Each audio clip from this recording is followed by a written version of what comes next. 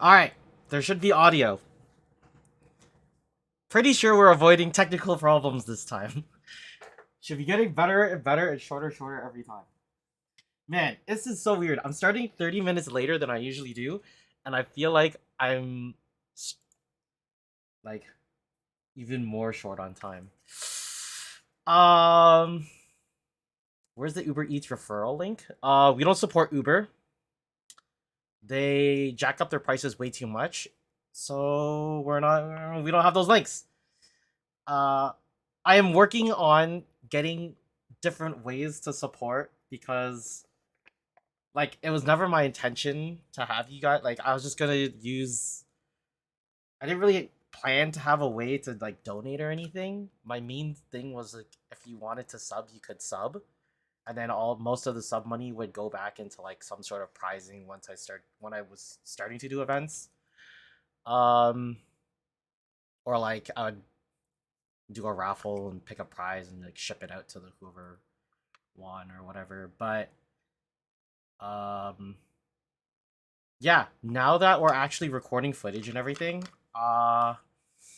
we are looking into purchasing equipment.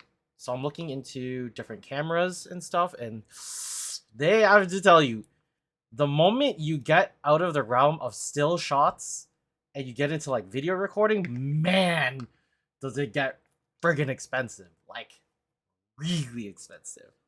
And it's not even like lenses. We're talking about just like camera bodies. Like I mean, we're not don't even get me started on lenses.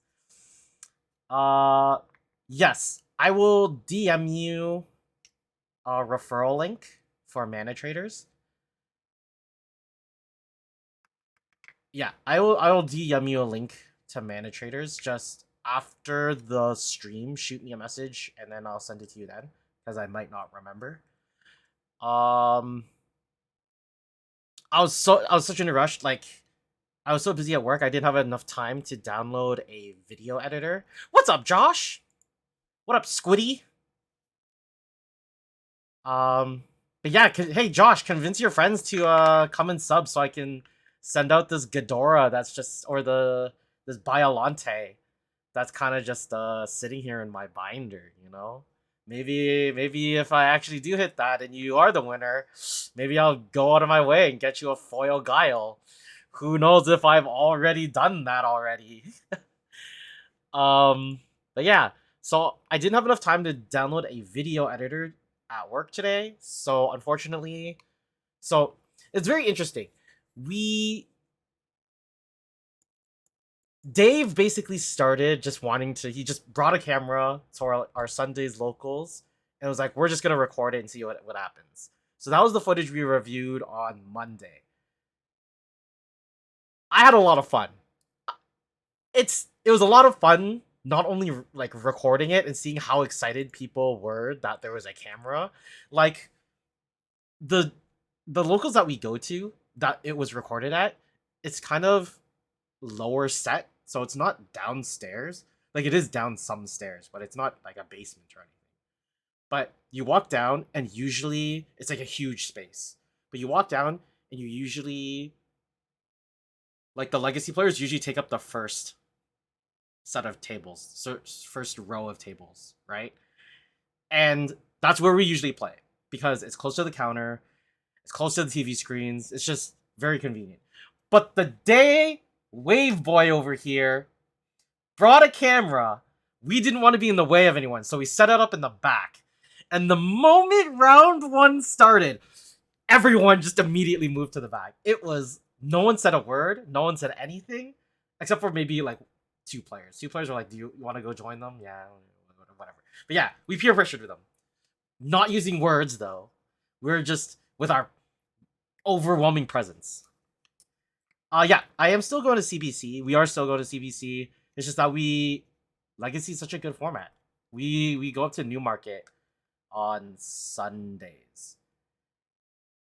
Like Enter the Battlefield feels like classic cardboard classics, if you know what I mean. If that makes sense. But yeah. But the footage we're gonna be reviewing today, is taken from Cardboard Classics. But so yeah, I had so much fun. but Dave said that he probably wasn't gonna make it this week, so I ended up bringing my own setup, and then he ended up middle of the day saying that he could come, so we had 2 setups. So we have double the matches to go through today. Kind of. Almost double. There was Dave let me know that there was a mishap, and I think one of the games, I'm not exactly sure which one. I can check the Discord and just whatever. I can find it what the issue was, or he can say it in chat because he's here. But yeah, one of the games is I'm probably just gonna skip over because it's only half. Round 1, game 1. Okay. I think I see it. They're kind of all over the place in my files just because all my recordings were on my laptop and I had to transfer them over to my desktop, and now they're kind of all over the place.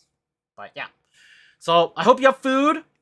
I hope you have snacks, drinks, lots of liquids. So I realized last time that I didn't take breaks.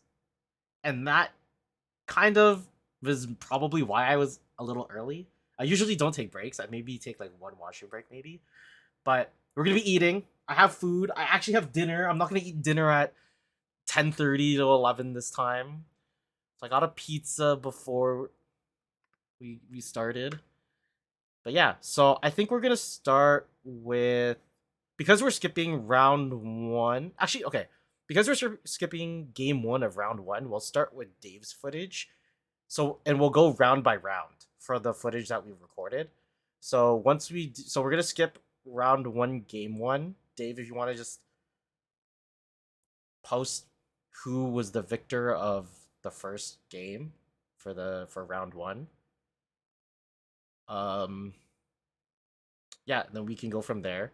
And then once we finish Dave's footage, we'll go to my footage, which is round 1, and then we'll go round 2, Dave's mine, and then round 3, Dave's, and then mine. Round 1, game 1. It was so tight. Okay, do you want to watch? Okay, we can watch it. Like, we can watch it. It's fine. There's no reason we can't. The more, the merrier, right? Mm-hmm. Yep. Oh wait, hold on. So, unfortunately, the way Cardboard Classics is set up, there is quite a bit of glare. Hopefully, it is okay. So I noticed something is, I think it might be because of our cameras. Quality is much better. Like, it's much more focused. You guys can decide for yourselves. But yeah, it's still a little, I would say, grainy, I think is the correct, is like how videographers would describe it. It's a little grainy, but you can definitely tell what cards are what without me having to like go play by play. So let me just switch over here. How did I have this set up before? Is it just this one?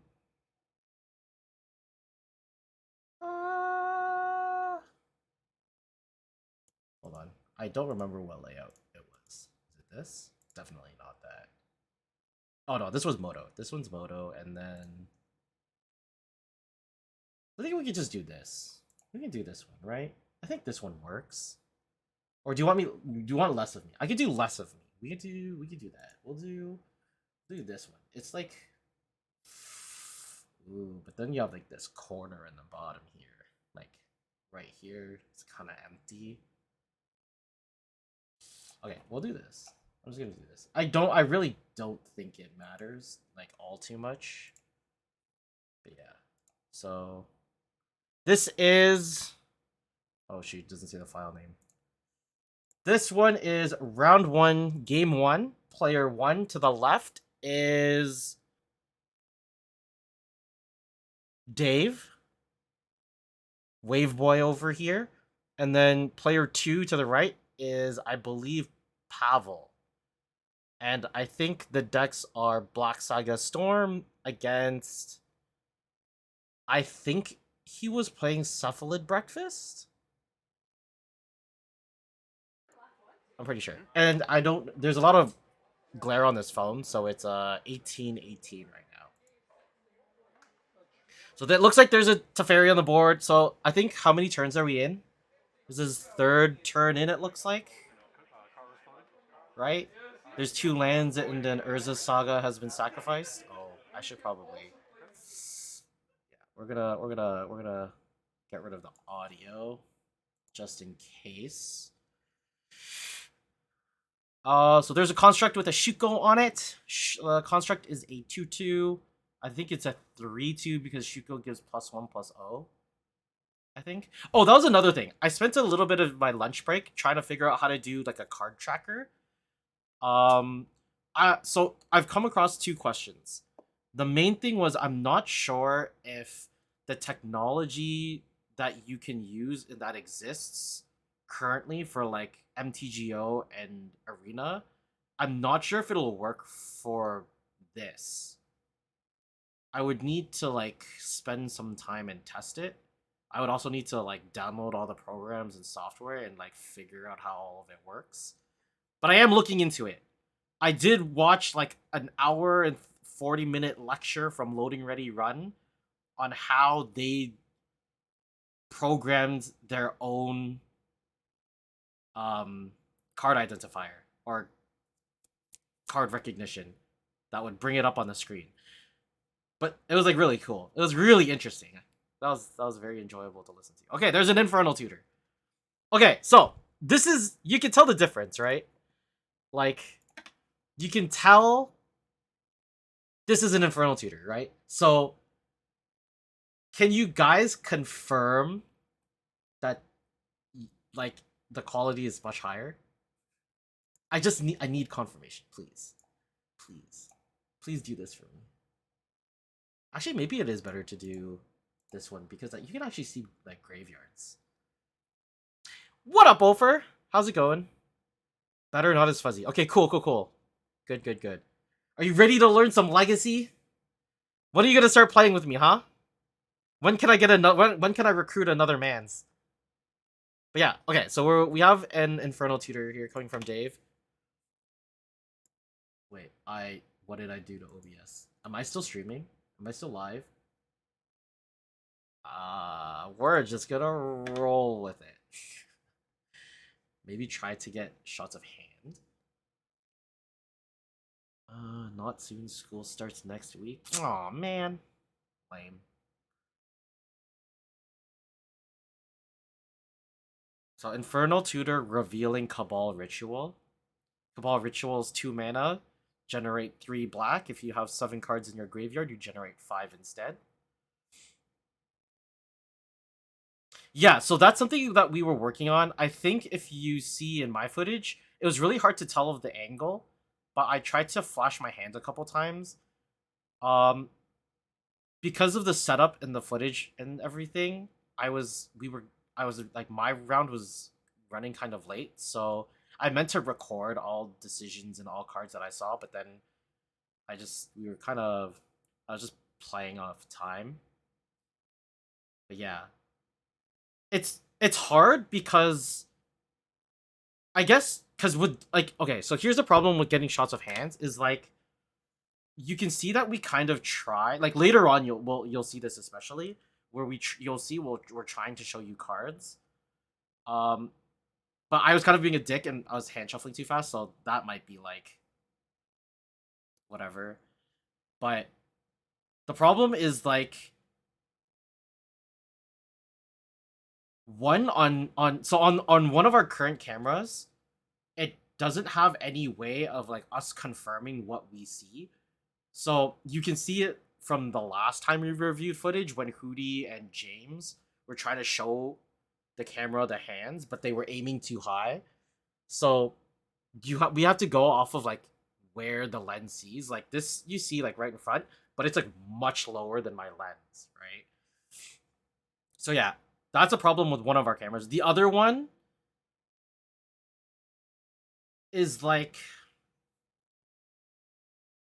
it was kind of weird. I'm not sure exactly, but we need to figure out like the angle, like of the tilt, without being able to show my opponent. The problem with having cameras behind is we can't like we have the privilege, like the stores are allowing us to basically do this, right? Like we need permission from the stores, and it's kind of a dick move, especially like Nick, you know the layout of Cardboard Classics is quite small. So we can't really set up cameras and take up a ton of space. It's just a dick move, right? Like we don't want to be in other people's ways, like especially other shoppers when we have the privilege of doing this. So we are like this is only the second time that we've done it, but we're up to two setups. I don't know if we'll continue doing two setups. We'll probably try to keep doing two setups. Seems to be working. I honestly think that Dave's camera is a little better than mine. I think his is also newer. But yeah.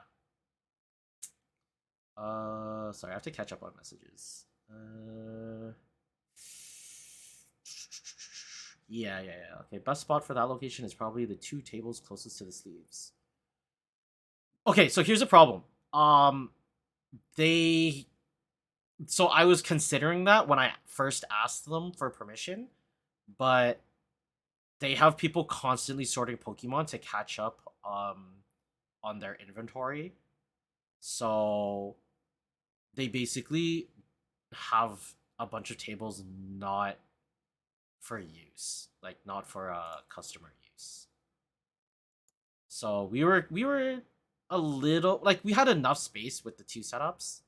Like we still had a couple spots open with 12 people, so that's pretty exciting. So Teferi into Teferi.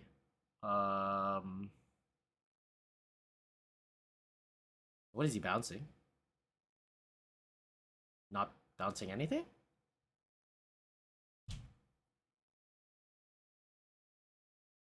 Oh, because he doesn't want to give you Storm. That makes sense. That makes sense. Many sense to me.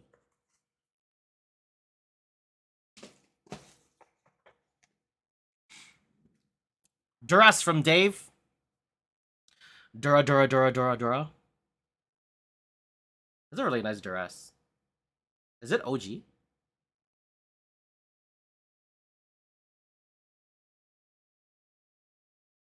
Yeah, it's another thing because my setup requires an outlet because I recorded straight from OBS instead of using the camera recording. So yeah, I needed it to be close to an outlet, which was very kind of Ed to work out a way for us to get that all set up and everything.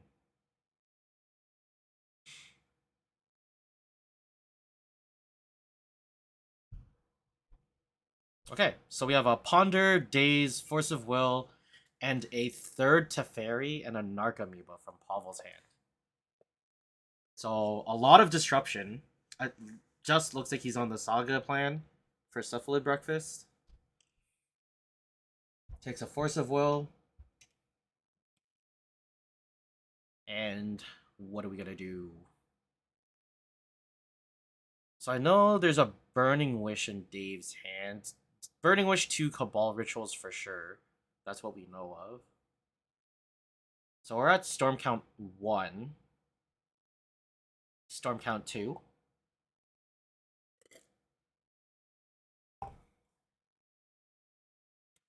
With 3 mana. Because he does not have Threshold.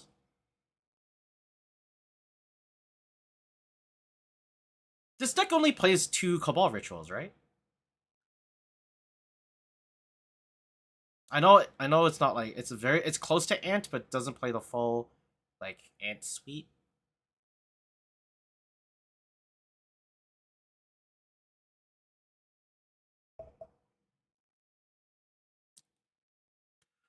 What's the storm count? Is that 3? I think that's 3, right?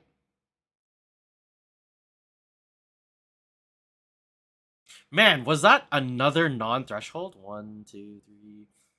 Wow. I. Ay. That's not great.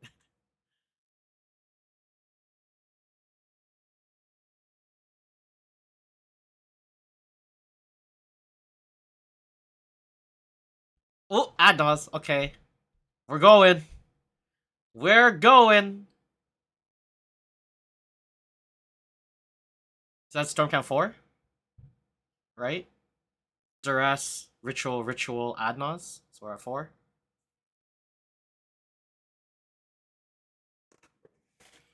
Ritual, Adnos.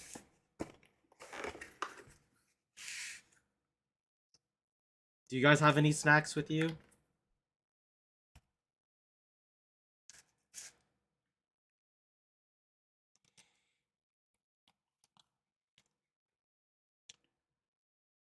So I think Dave has. How much floating mana is this? Do you have 4 floating mana? Wait, do you have any floating mana? Okay, Dark Ritual, Cabal Therapy, Chromox, Cabal Therapy, Lotus Petal, Thoughtseize, Mox Opal, Swamp, Wishclaw. What up, Gorehound? Bauble, LED. Ooh. So this is it, right? You have the discard, you have the mana generation, and you're at 4 Storm. So you play Bauble, LED, Opal, Infernal, yeah. Yeah, hey, you got it! Hey, how do I pronounce your name? Is it Twin Doman? Twin Demon? I don't know. Twin Domain. We're calling you Twin Domain. Where's the store? This store is Cardboard Classics in is it North York? Vaughan? Vaughan area? Oh. I forgot that you do this, Dave. Sorry. Just turned in. How many games did we get through? That was okay, that was game 1 of round 1, game 1. And it's Dave is up now 1 game. So yeah, this store is Cardboard Classics and the GTA if you're in like Toronto. So yeah. How's it going? How's work? Are you eating dinner? What are you having for dinner? I bet you can't guess what I'm eating. I bet you can't guess what's special about what I'm eating.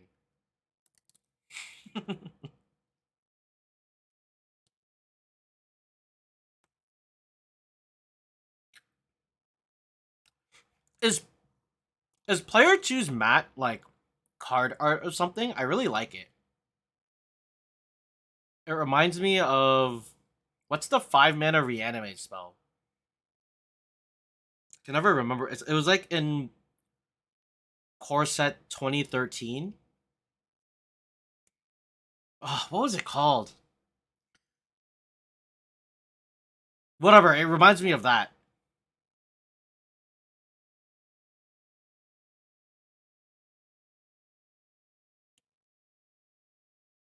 So it looks like Dave's keeping, but he doesn't need to make a decision until Pavel. Pavel mulled to 6, and I assume he's on the play. Yes, the Infect game we'll be watching right after, and then you've actually come like right on time because then we can get your viewpoint and opinion on things.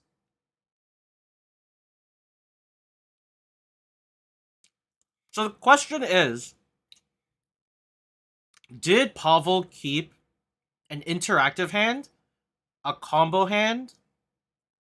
I guess those are the 2 options, because if you choose an interactive hand, you lean on the Urza Saga to try and win, right? And try to win fast. But Pavel's Urza Sagas are just worse than Dave's. Wow, crack the bauble. Alright.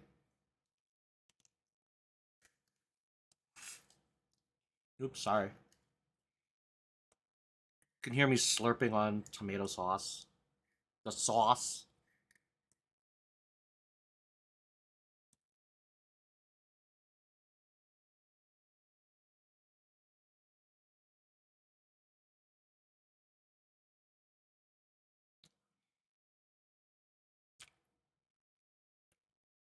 Yep, we've considered overlay. The thing is an overlay setup is $200 minimum. Otherwise, I DIY it, and that just takes time.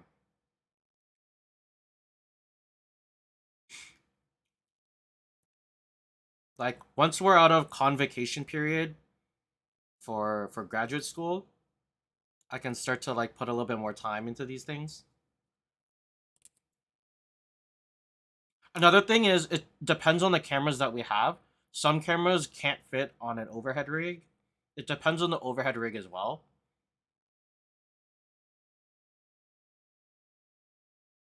So I assumed Pavel is gonna try in combo here. Oh, really? Is this a Shuko? He gets a Shuko, right? No. This matchup feels like it could go either way. Yeah. This is the nature of like the Urza Saga deck, right? A rig on Twitch?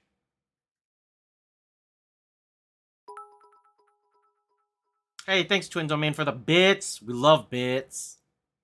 We fucking love bits. Bits are amazing. We love them here. Isn't that right, chat? Why don't we show them how much we love bits? I don't even know what bits are.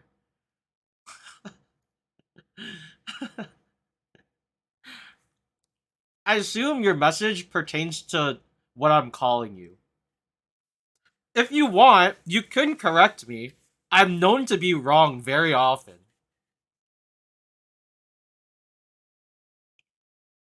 An overlay on Twitch. So what do you mean by an overlay on Twitch? This one I'm gonna need some explanation. Because I'm not fully following.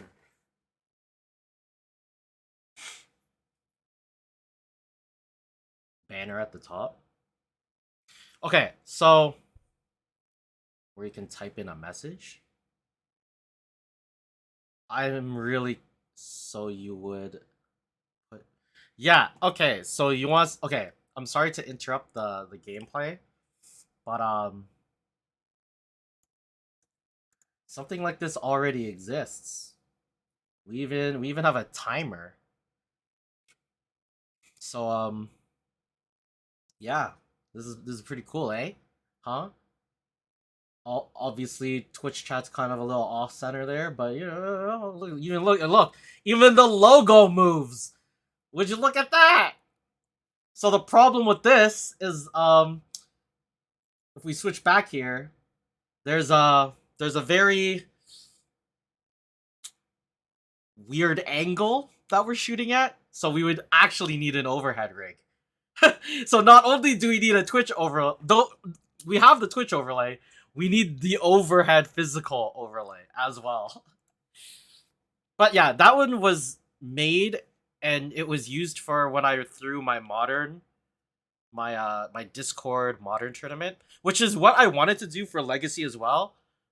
I'm just again, it's a really busy time. Hopefully I'll have time during the summer months when it dies down a little bit, but I'm not sure if I'll have a job by the end of August, so it's kind of a stressful time. So, we're hoping. I'm assuming that this pithing needle is on Shuko. It might be on the Urza Saga. Waveboy can confirm.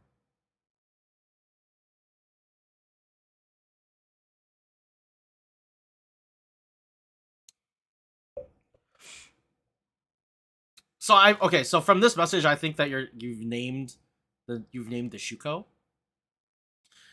Um yeah, I don't think you're too worried about the Urza Sagas quite yet.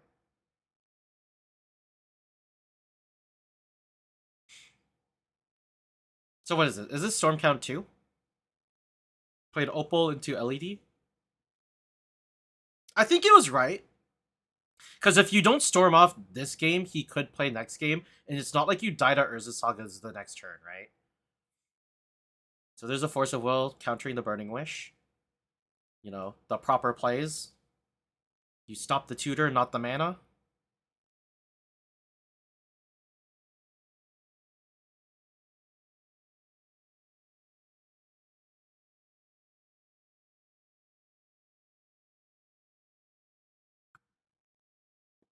We're in this see, if I ever do end up putting these up on YouTube, this is the portion we cut. Right? When the goldfishes are swimming around in the brain cells. Alright. Pavel untaps. Dave successfully stopped. Oh, the bait? That was the bait play. Oh, look at those double LEDs in hand. Okay. We have to go back there for a second. We have to... Can I use arrow keys to go back? So, how far does this go? Oh my god, it goes 10 seconds? That's too much. So we have double LED, right? 2 LEDs. I think that's a dark ritual into... Is that a duress? I'm not sure what that second card is, but I think that's an ad nause on top. So there is a dark ritual and there is an ad nauseum in hand, can confirm. Not sure what the 5th card is. It's a little dark.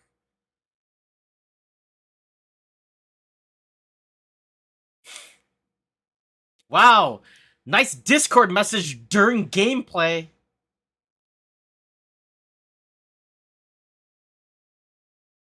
Dead air can offer room for commentary. That's what we're doing now. But on a YouTube video, you kind of want it streamlined, right?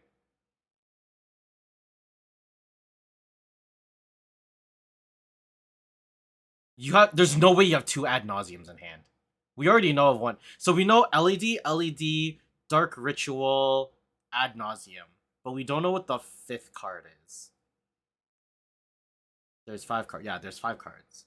LED, ad nause, Dark Ritual. But we don't know what the 5th one is. I'm thinking it's a duress. Okay, that's what I thought it was. But it was really hard to see.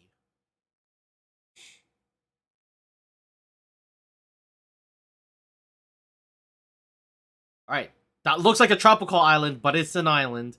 It is just a regular island. Don't look at the text box. No one needs to look at the text box. Don't look at there. Look, if it's covered up, you can't tell, right?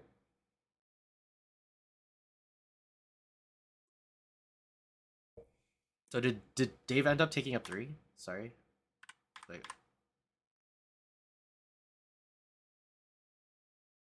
So he makes another construct. Dave's at 20. Why did you take 4?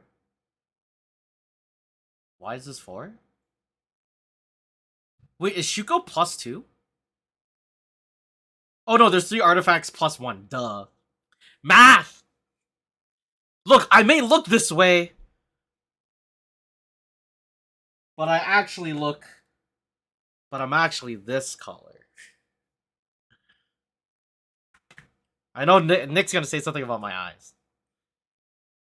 I'm gonna hedge you. Don't do it. We're on TWITCH, bro.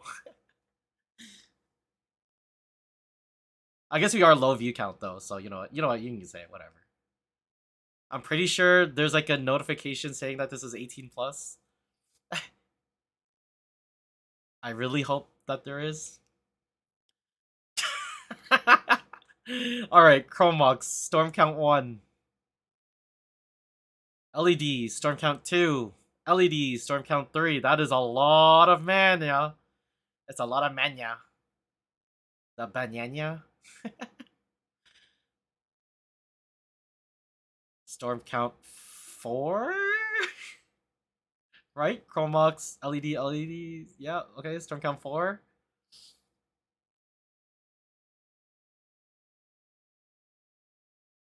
Storm Count 5. I need to get a storm counter. I can use the death counter. I'll just need to reset it up from my Dark Souls. Storm Count 6. So this is basically victory, right? We're more than halfway there. He's got all of the mana you would ever need. He keeps 1 up just to have the discard outlet if he doesn't find... So if he hits Infernal Tutor but doesn't hit the Adnause, or not Adnause, sorry. If he doesn't hit the Tendrils, he still has a way to empty the hand to tutor for it. Excuse me. Or if he doesn't hit Burning Wish. I think picking 6 black might have been your downfall, but you know the deck was better than me. There's a Burning Wish in the graveyard. I don't know if it plays more than 1. So, like, if you have another Burning Wish, I think you go 3 red, 3 black. Wow, that is unfortunate. Wow, that is unfortunate trail of ad nauseum. That is 4 twos in a row. Only one. Okay.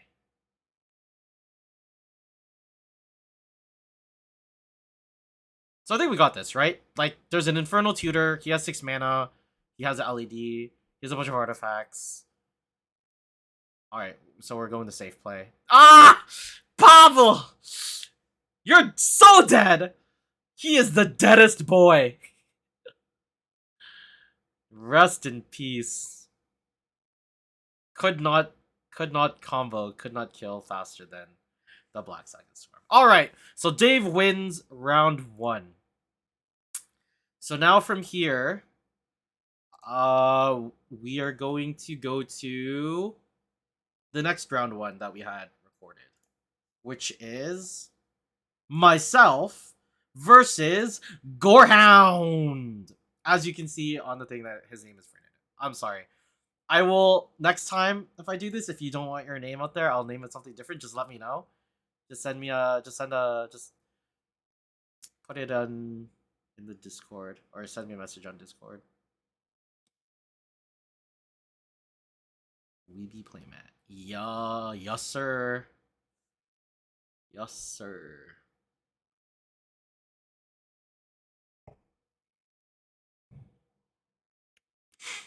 I got a couple pieces of mail today too.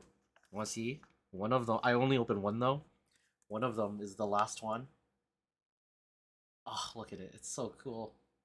Get wrecked, Library of Alexandria, you little scumbag. All right. So we started late because we were setting everything up.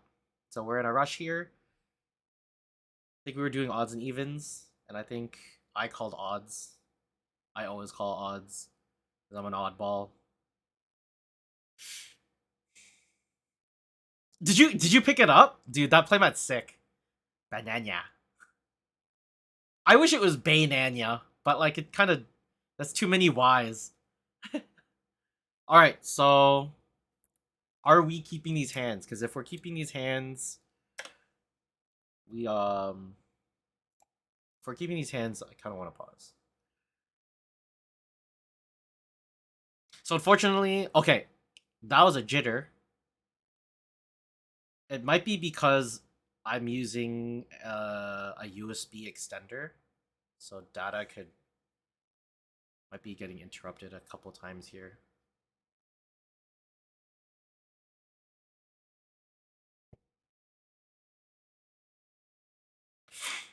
All right, so we can see a bit of Fernando's hand.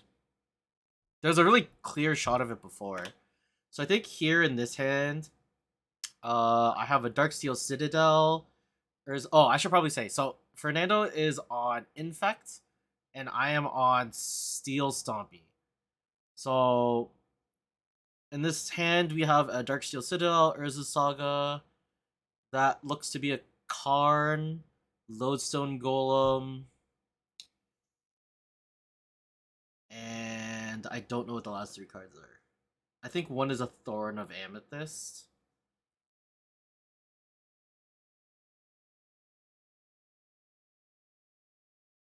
Oh, there's a Chalice. So, okay, so the problem with this hand was I don't think I had 2 mana to pump out the Chalice.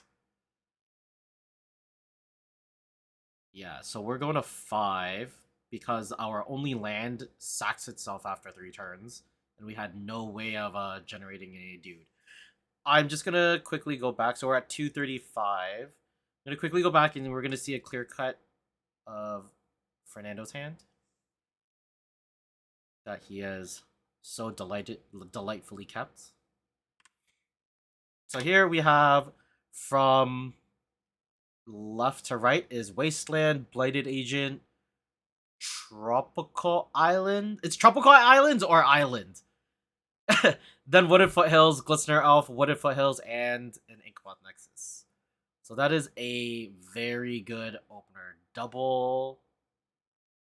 Actually, is it a good opener? He has triple threat. and Wasteland Disruption, but that's about it. I haven't played Infect in a long time. I'm definitely really bad at it, so I have no idea if that's a strong hand or not.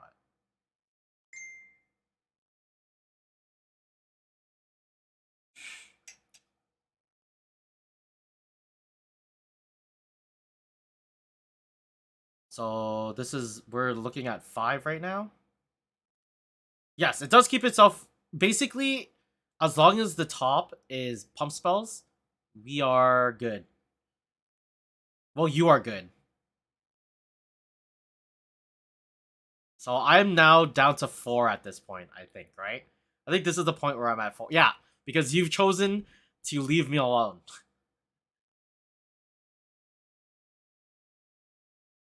Oh, sorry. The card I couldn't identify before that I thought was a Thorn of Amethyst is Walking Ballista.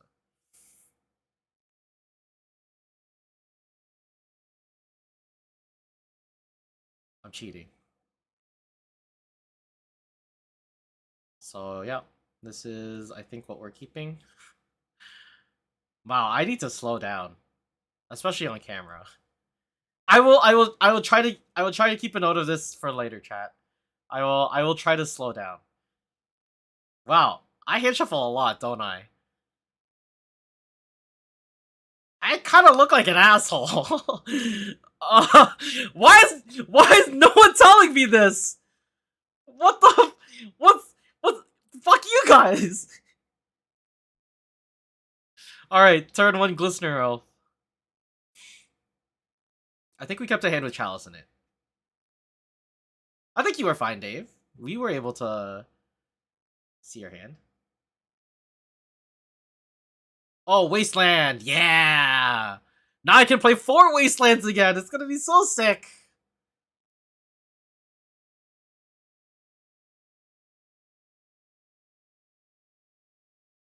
Yeah.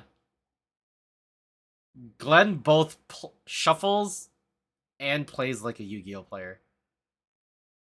Bad.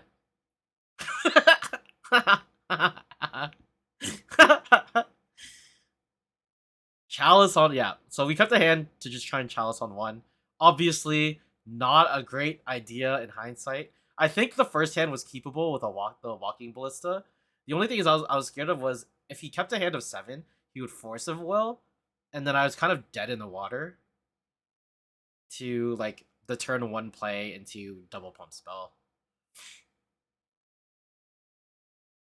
All right, so Fernando just going along with his plan. We do have a Walking Ballista in hand, so we top deck the City of Traders, and we're gonna try and Ballista, I think? No, we Thorn first. We Thorn first, right? Ben, we Thorn first, right? Ben, we Thorn first, right? Yes, okay. Alright. Not a complete moron.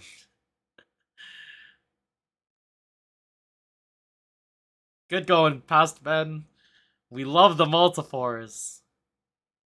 Back in the day when we could Ensoul Artifact Ornithopters on a Multi 3 and still win. Yeah, so this was a great play. Wastelanding the City of Traders. It stops me from trying to play a bigger Ballista.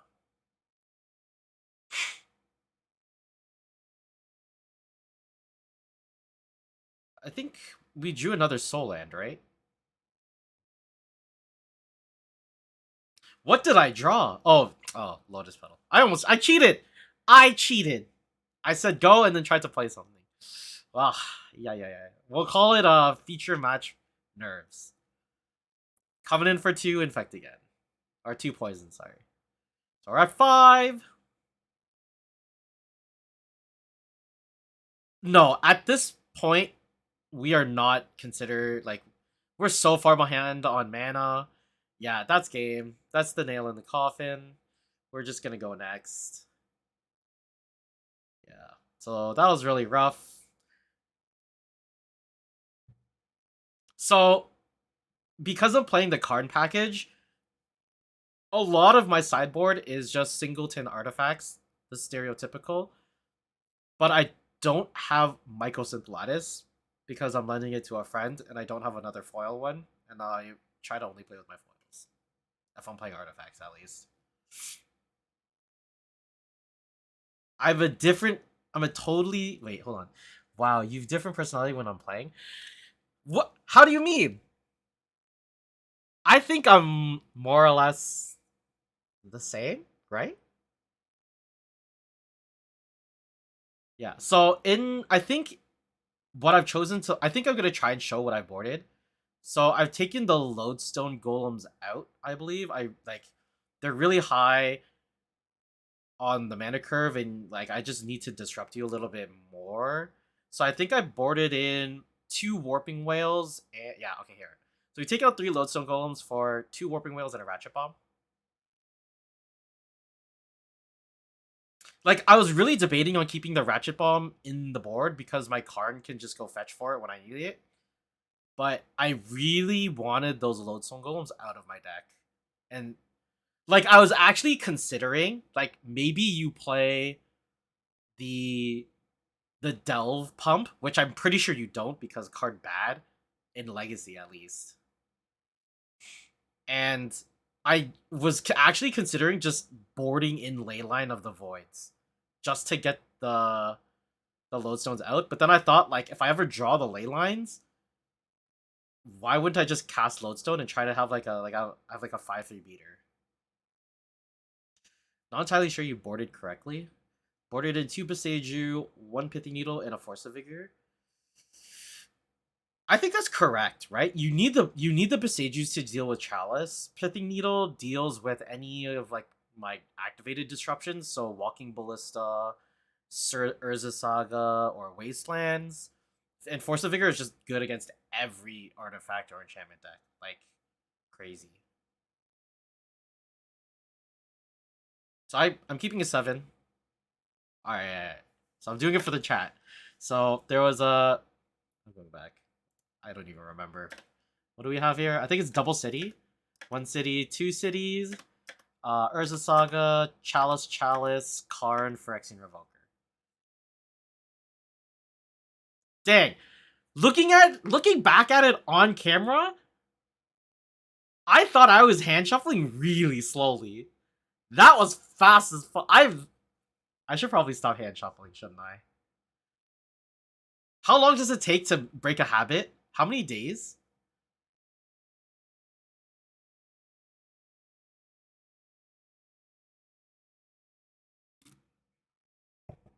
It's like it takes like a long time to break a habit, right? I thought it was like 27 days or something, or like 21 days. Oh man, I don't know if I can do 21 days of just not hand shuffling though.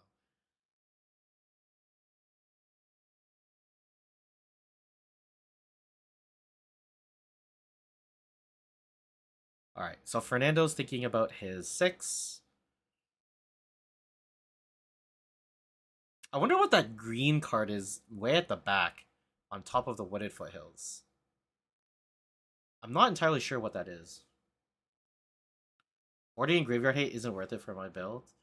Shutsoff, Mavinda. Yeah, but the point was like, I just didn't want Lodestone Golems in my deck, and there's nothing else for me to board that wouldn't negatively impact me, right? Because all of my other options are Karn options. Dude, I hand shuffle anything. I hand shuffle my credit card, my Metro Pass, like even sticky notes. If they're not sticky anymore in my at my desk, I will hand shuffle my sticky notes. All right, so we had like a pretty like huge play here. Like this is actually disgusting. So when turn 1 Chalice, broke this. I think we topped like the Ancient Tomb, so we broke the City of Traders and tried to play a card on 2. Now we're gonna get like it's so early in the game. The only option is Liquid Metal Coating here. Like the Chalice is doing enough that I'm not worried about anything, so we can take our time with Liquid Metal Coating and just strip him of his mana. And then we just need to land 1 threat, and he won't be able to deal with it, like ever.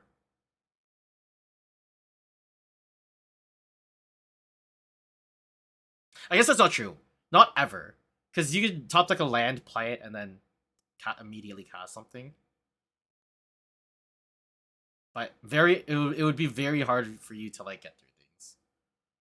But yeah, we're basically you've basically stepped into the quicksand, and now we're just trying to absorb you completely. Because my deck really isn't mud. It's definitely, but it's definitely not like Steel Stompy either. I think quicksand is like the easiest way to like describe it. So yeah, the liquid metal coating, so cracking in response. Yeah. Well, it's hard to account for like multiple chalices, right? Especially if you're on the mulligan and you're not going first. Like this hand, like even if it wasn't Infect, like if you're on anything, this hand is just hard to beat anyway, right? It's turn 1 chalice into turn 2 Karn, into turn 3 that we're gonna start blowing up your lands, right? Oh yeah, now the video's starting to jitter. So I think here I'm asking if Boseiju is a must, because I really don't want to shuffle my deck. Shuffling is boring.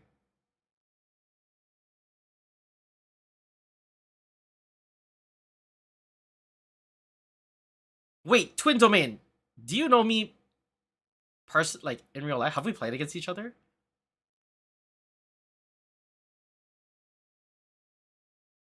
Are you Hootie? I don't know who you are. I'm gonna stop guessing. Okay, so there's the second chalice out of my hand. Oh, maybe? I'm not sure. We're gonna stop guessing. Yeah, we're gonna blow up your land. And now we just need to land this Phyrexian Revoker. And start trying to kill you.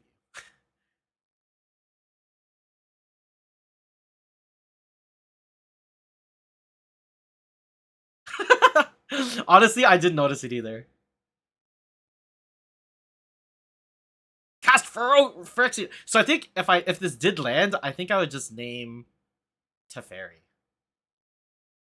Honestly, I don't think it would matter what it named. Yeah, we are very, very far ahead. Is that Invigorate? It is, right? It's the original Invigorate. I think it's the original.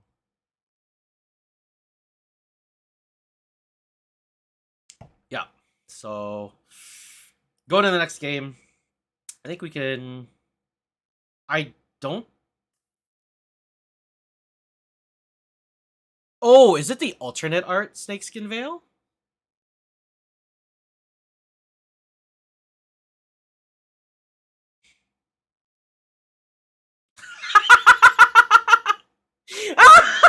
Okay, I'm not sure if you guys can see this, but you have to fully spell out Japanese. Please fully spell out Japanese. I don't think you can shorten it that way. I'm not gonna say it on stream, but yes, keep this in mind. I'm not sure if you can see the message in the chat or not, but I have been like flagged to my attention that you said it this way. So yeah, I think I've taken the 4th Walking Ballista, the one that's in my board, and we've taken out the Ratchet Bomb and just put in the Walking Ballista. I'm pretty sure that's the wrong thing to do. Typing fast to keep. Yeah, no, I get it. I know there's always gonna be a delay. Even though I have it set to like no delay, like there's nothing you can do. It's just how internet works. The whole game? Nah, was the whole game pretty sus? I know this game for sure is like, this is the one that you really wanted to talk about, right? Did I mulligan here? I think I kept a 7. Alright. Okay. Wow. I need to slow down. So, what do we have? Okay, so in Fernando's hand, we've got Force of Will, Inkmoth, Ponder, Vines of Vastwood. Not sure what the one there is, but then we have Days in Wasteland. So we have two not really real lands. We do have the disruption. This is a bad hand. Not being able to play the ponder is a really big deal. From my side, we have City of Traders, Phyrexian Revoker, Lotus Petal, and a Saga. I don't know what anything else is. Oh, that's a Hangerback Walker.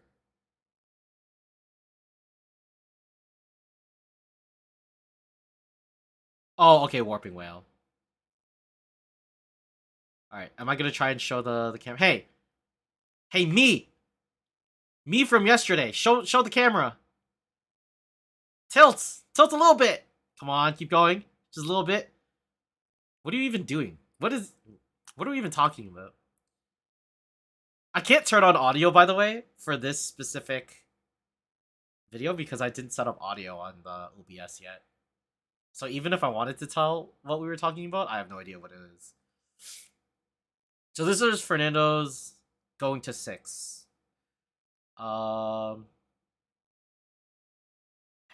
Ben, pick up the pile and show. I think maybe we'll show before the game starts. Man, it's so weird referring to me, the past me, currently in the present, as we. Talking to you guys. Ooh, Fernando going to 5. Obviously, I know what happens in this game. So...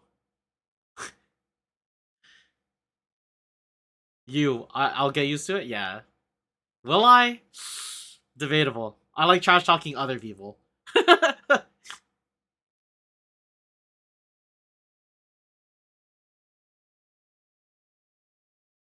Hey, whoa. Are we sure we want to allow this turn? There's a reason I didn't, I just left it there. I guess he's not using it offensively. I guess use it sparingly.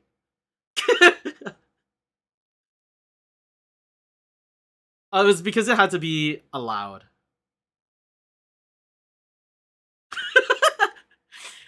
Yo, should I deduct some mod points there? What am I doing? Oh, I'm checking to see if it's still good. I have asked Fernando to hold the hand close to his chest so I don't see anything. Look at the mess of a hand. Okay, wait. I'm not paying attention. Okay. What did we get a clear-cut picture of it? So this is you still shuffling. So that we're about to draw this. This is to 5, right? I think this is to 5.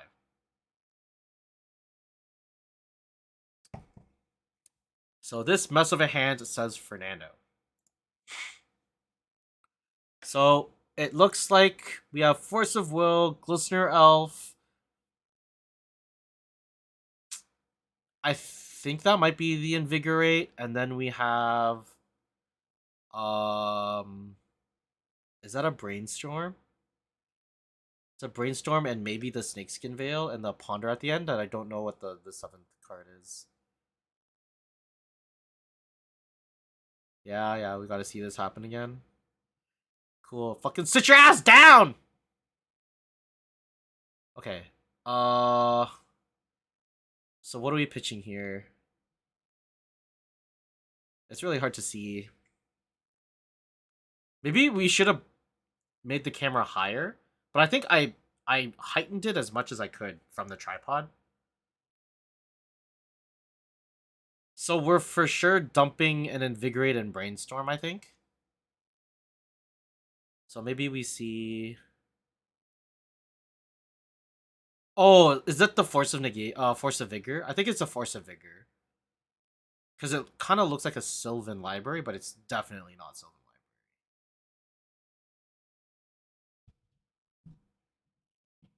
Library. Okay, so this little dispute here was... So, Fernando wins game 1. I win game 2, so he's supposed to go first game 3, right?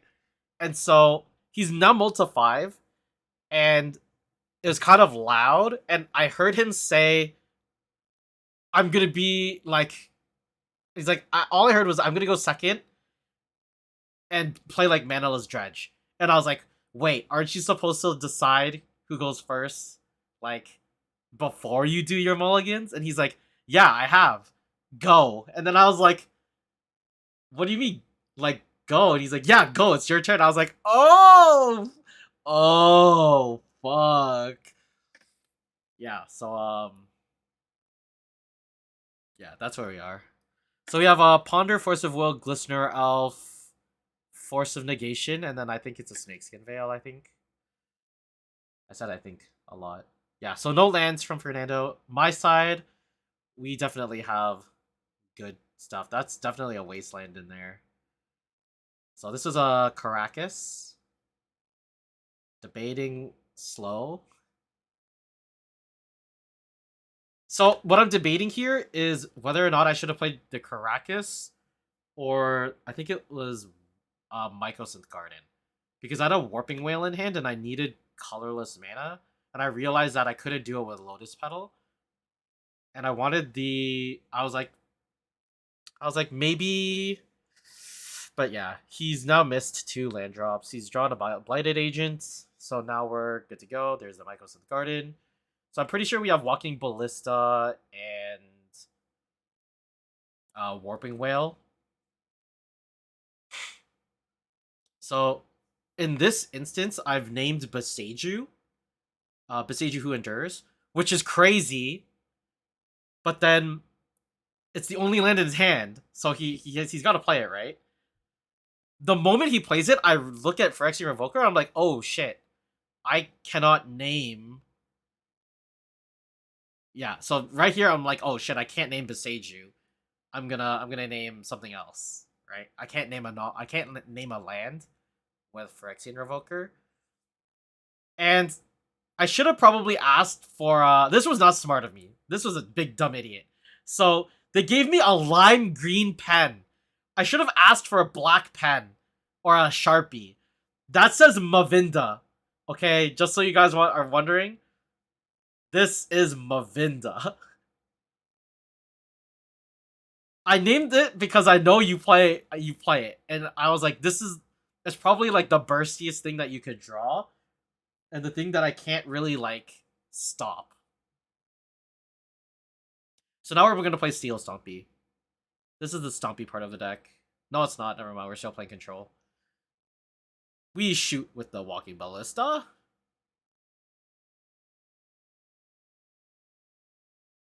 I kind of wanted to name Teferi, but I wasn't really afraid of Teferi at this point.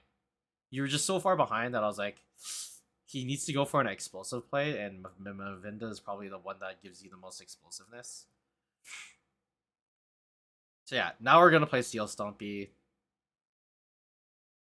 I haven't really done a ton of disrupting, but you kind of you're on a multi-5 with no lands, so yeah, we're just gonna be really mean here. Yeah, the opening hand had both Warping Whale, Walking Ballista, and like a bunch of mana, so it was easy keep. Whiteboard erasable. Oh, that's a smart idea.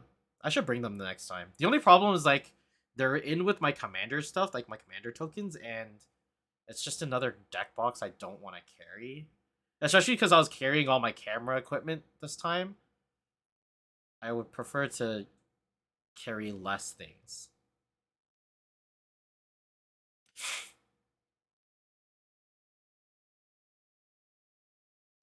I really have to pick my targets with the spells I'm able to cast.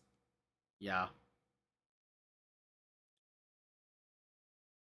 But like you had to like there's no way you could not counter the Warping Whale, right? You needed to protect your threat. You hinged on the fact that I might not have another disrupt. And then any like what's it called? What was I gonna say? Any pump spells could win you the game. Like I think you needed to force the Warping Whale no matter what. So this you explained to me before. You were debating on whether or not You should. So you've popped the Mox Opal because you don't want me pumping up the Hangerback Walker, which is a fine play. There's a land finally, but I think it's a little too late. Now we have an Arcbound Ravager. The reason why I play this deck solely for the fact that I can play Arcbound Ravager. He's not even great. Like he's like one of the last cards I want to play, which is so sad. I can play Opal in 8 cast. Like there's a lot of decks I can play Opal in, not a lot of decks I can play Ravager in. Like not even close. Like you can play Opal in Black Saga Storm, Tess, 8 cast, Painter. You got a lot of options there. Also kept the Walker alive was also to keep the Inkmoth Beatrix. Yes. Because giving me Thopters is a bad idea. Now we're on the slow kill game plan, now that you've shown no threats. And now we're playing quickly. So now we're just going to make Urza Saga tokens, right? There's no reason to play this card in my hand. I don't even know what it is. I have Goldfish Brain. Make a dude.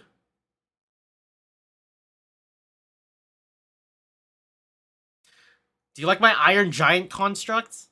Make another dude. Baby Iron Giant. I really need to get a foil My Ghost with Garden. But actually no, I don't, because it's a placeholder. It's a placeholder for for this spicy card. Well, I guess it's not spicy, but you know, whatever.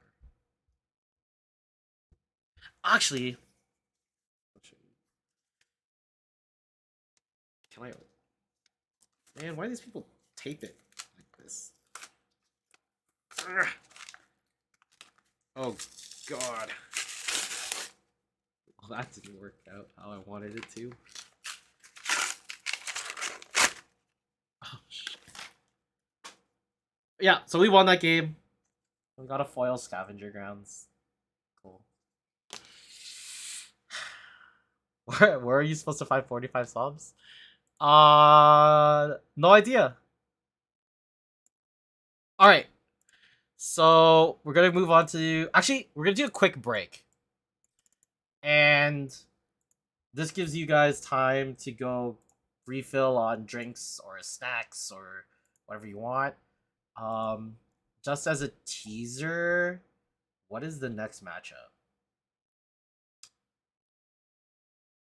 Oh, it's me again. Do you guys really want to watch me? We can Okay, yeah. So the next round is me versus Dave, the footage masters. So round 2 is me versus Dave, and then Hootie versus Claudio. So it's Black Saga Storm against Steel Stompy, and then 4 color control versus Jeskai control. So yeah, we're gonna take like a 5-minute break here, and then we'll be back.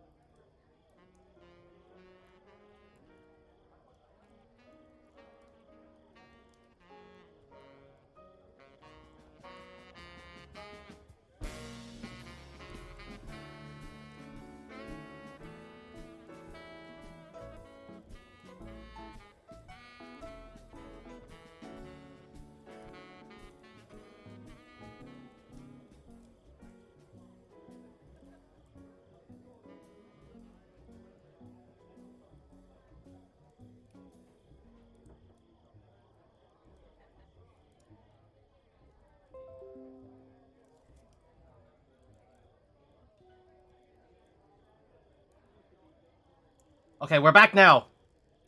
We're back. Okay, control matchup. 4-color control versus Jeskai. America.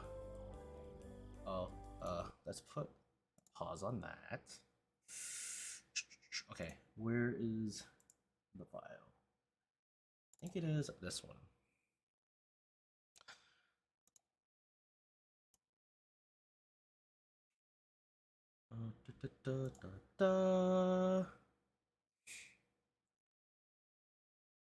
So I think this is the one that. Nope, it was this one. We're gonna go with this one. I think. So this one. Ooh, I don't want to do that. Is there a way for me to see playback settings? Aha! Here we go.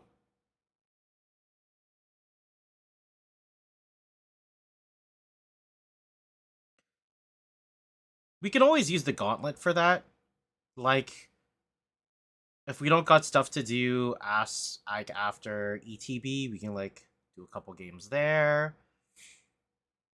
And then you get like joke plays too, or like where we're actually learning how to play different decks and stuff. But yeah. Cause I definitely do not know how to play Elves. And I don't ever want to know how to play Elves because fuck that deck. Okay, so Claudio on this side, player 1. 4-color control. Hootie on this side. Player 2. America control. There. Yeah! We did it! Oh. Hey! But the autofocus didn't catch it in time. So, if you guys want me to go back and like slow it down, I can go back and slow it down, but this is gonna, I think we're in for a doozy for this one, so we're gonna...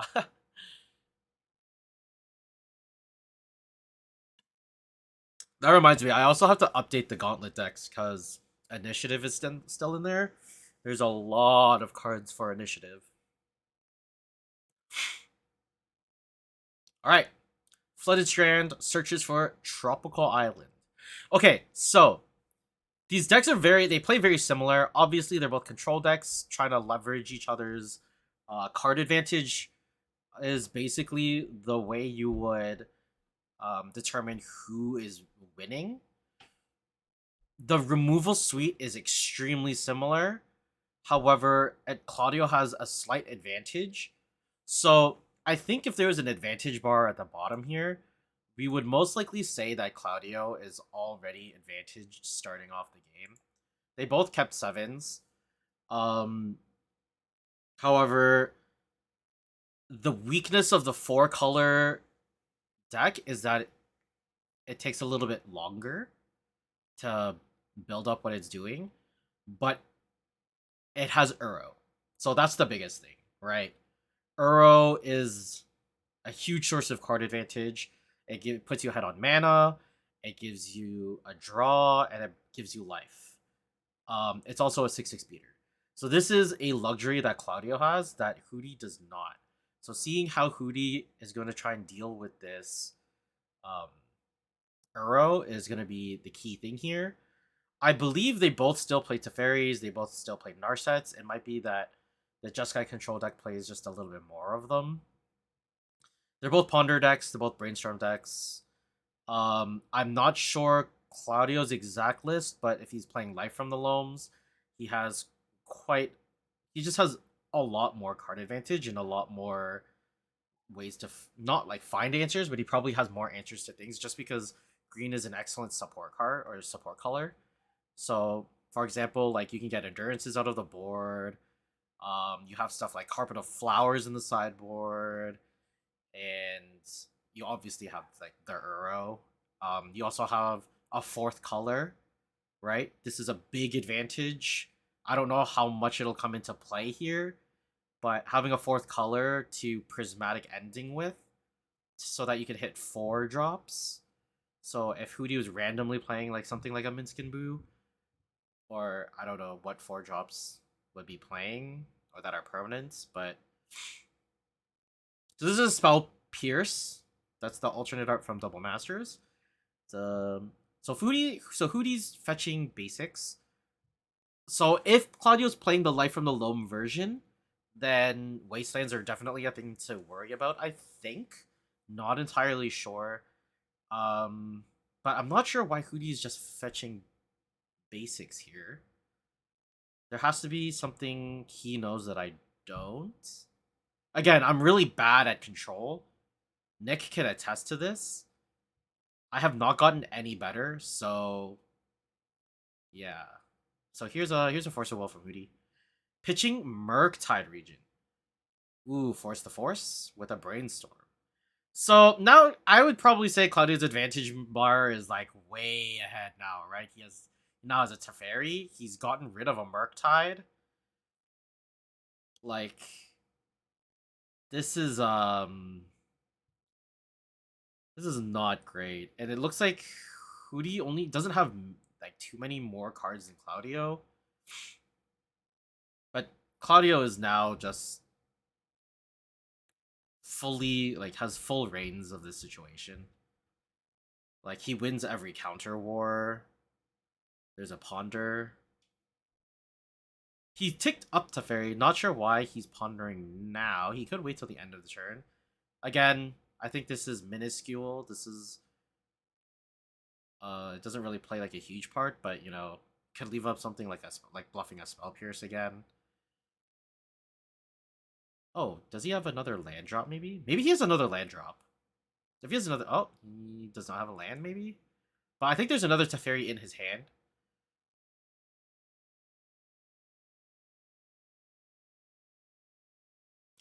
Ponder from Hootie. Trying to, I think, find an answer to this Teferi, right? I guess the good thing about Teferi is he doesn't win the game. Like, he has no way of just outright winning it, but he's still busted. Like, still, like, really busted. Especially in this matchup.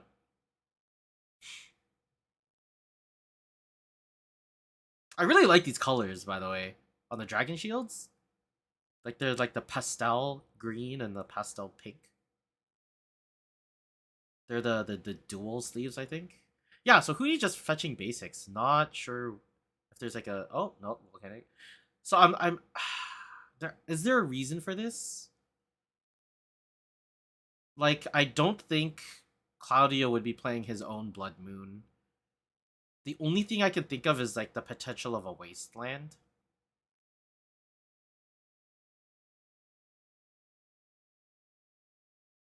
But why does he need I'm wondering why he needs the red. Ah, for prismatic ending, yep. Okay, so I think Claudio just lets it go because he has another one in hand. There's Caracas and Teferi again. Caracas doesn't really do anything in this matchup, so just a source of mana. It's a Faracas and Caracas. So I think he just minuses to draw a card. Decent position here. Narset off the top for Hootie, I believe.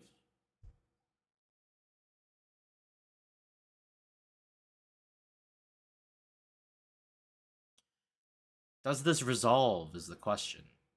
You can start digging for answers if it does. What is this card in his hand? Teferi on the top.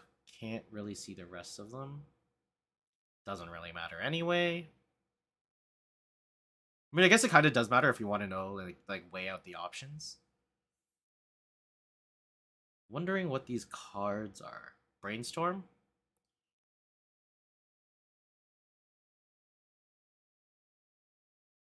I think there's a Swords to Plowshare somewhere in there. There's a Ponder, definitely. Oh man, it's killing me not knowing like what the cards are. So that's definitely a Swords to Plowshares. Does he not draw off the Ponder? He still looks at the top three. Rearrange them in whatever, or if you want to shuffle. That should have been first. Not sure why you keep the Caracas up.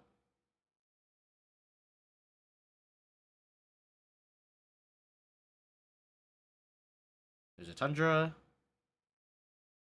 Teferi of his own. Is this a minus? This is a minus, right? Ponder? Okay. I guess, yeah, you ponder first and see if you want to draw the card. Otherwise, I guess you could just tick up. Now we're in an awkward situation. So, what is the exact text on Teferi? His static ability prevents you from casting sorceries at instant speed, right? Ooh, good play. Mystic Sanctuary, get back the prismatic ending. Minus the Teferi, draw the prismatic ending, get rid of the other. Okay, now we're cooking. Oh, that's a Monastery Mentor. Oh, this is 4-color Monastery Mentor? Oh. Oh, okay.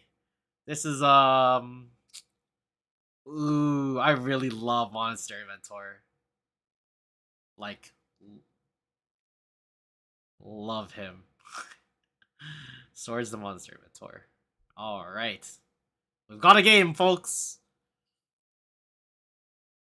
1 card for Hootie, 3 card, going to be 3 cards for Claudio.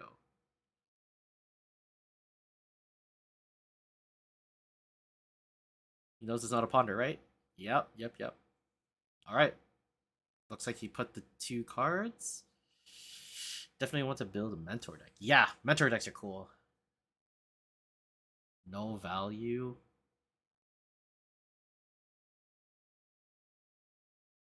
Wait, I'm really confused. What do you mean by no value Mentor? Oh, because he casted and did nothing? Yeah, that's questionable. Alright, we're just fighting over Teferis. Brainstorm. Maybe he figured, like, he wants to get threat onto the board because he could attack the Teferi if there was no removal spell. Really dicey, like, thought if you're playing against a Jeskai control deck. Does this Murktide resolve, though?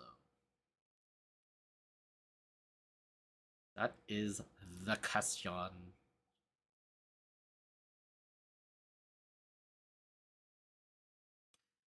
Alright. Ooh. Just a 3-3 now.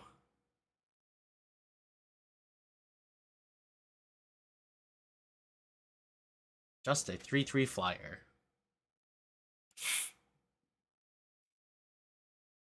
So yeah, if you're wondering why he doesn't have the counters on it, it's because Dress Down makes it so it enters with no abilities, so it doesn't get the counters because it has no abilities. But Ben, why can he still delve? Because the casting cost is paid before the priority passes. Just order of events. Yep, fighting over the Murktide. Another swords. Okay, that's 2 removal spells. So that was a 2 for 3 for Claudio. That is a Minskin Boo. Timeless Hero. Different than Torpor Orb. Doesn't stop the counters. Dress Down does. Yes, different than Torpor Orb. Definitely different. Because even Murktide entering the battlefield doesn't... There's no triggers. This is a big Minskin. Okay, so this is another plus that Hoodio has. Not only does he have Uro, he now has Minskin Boo. Which is one of the cards that are just disgustingly good against Jeskai control. Especially since they don't have a 4th source of color. They can't really... It's really hard for them to deal with the Minskin Boo.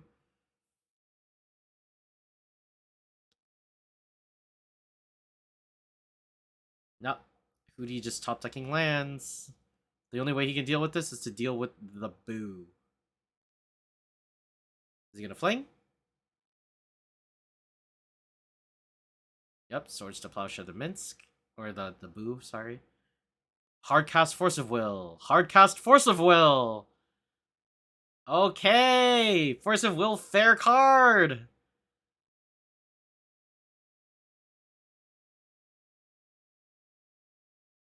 All right.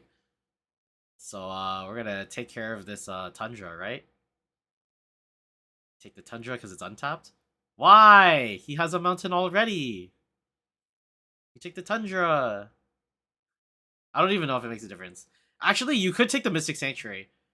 If Hootie plays Daze, he could try to find a way to bounce it back to his hand so he can replay it later. You could take the Mystic Sanctuary.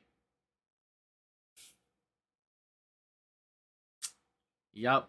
This is the Banning of Existence. If you beat me in Magic? Do you want any other cards? I kind of don't have another giveaway set up yet. Days Undoing. You're gonna refill both players. This is where you need a emergency Bajuka Bog.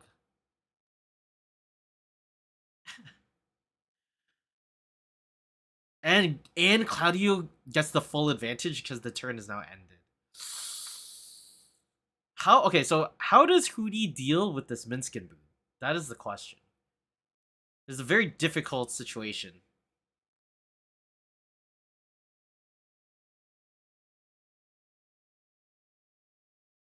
What seems a little sus?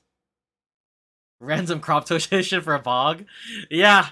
Yeah, you play the random crop rotation in the non-4 color deck. Wait. What's going on here? Wait, did I miss something? Can we go back? Can we go back a little bit? So this is resolving... This is resolving the Days Undoing. Oh, I guess because Brainstorm is still an instant, right? He could do it at the beginning of the upkeep. Claudio didn't really do anything with his mana. So I could have possibly just missed it. It could be in response to the Minskin Boo trigger before Boo is created. We'll look for a Stifle, maybe? Okay, so they've both drawn their 7s.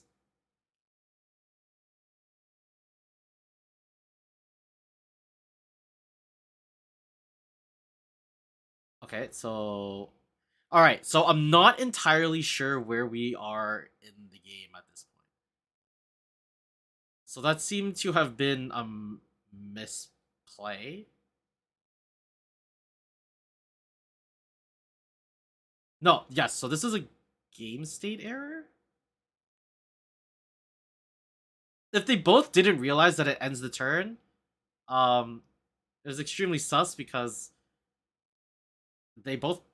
I know Hootie plays this card a lot. Looks like an upkeep Brainstorm. Yeah, I think it might have been an upkeep Brainstorm. So Spell Pierce, Force of Negation, pitching Supreme Verdict.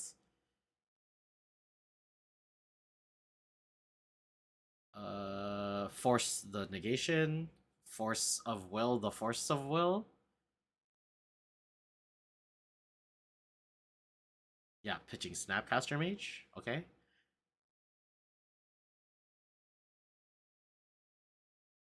So the Boo is gone. It is dealt with. But now Hootie very low on resources. I think 2 cards in hand. To Claudio's like 5. Or 4. I think it's 4. Maybe 3. Mystic Sanctuary. Put... Yikes. What is this?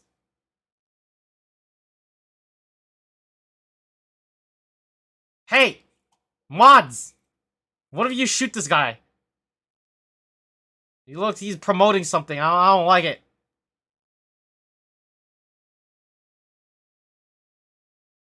Hey! Let's fucking go! Yeah! Ben Sevens in the chat. Let's go! Fucking shoot him! Yeah, bring the op! He brought the op! Alright. So, I also didn't do my due diligence here. I probably should have asked for deck lists during the day. Because this is a very interesting match. Can we see what Claudio's boarding out here? This is very interesting. Good soldiers fall. No, I missed it again! Dave! Oh god, my slanty eyes can't see it. Claudio, slow down. What are we bringing out? Force of Will? Yeah. Okay. I kind of agree, right? You don't want too many Force of Wills because it gives its card disadvantage. So I think you board out your Force of Wills if you have to, or if you want to, or if you need to. That was another Mentor. I think he boarded out a Mentor, right? Wait, you have to sub? Wait. How come it doesn't say that you subbed? Is Ben Simmons really locked behind a sub? Wait, it says the artist! Wow, that's cool. Oh, I'm missing so much sideboard. Maybe because you no, it should say. Oh, I'm getting to the bottom of this while they sideboard. Okay, we're gonna do a little investigation here. Oh god, what is? How do I have to log in? Oh, thanks, Chrome. Chrome remembers all of my personal information. Okay, how do I see what I'm using? How do I? Hey, what do I? Where are my widgets? All widgets. Wait, how do I see just my stuff?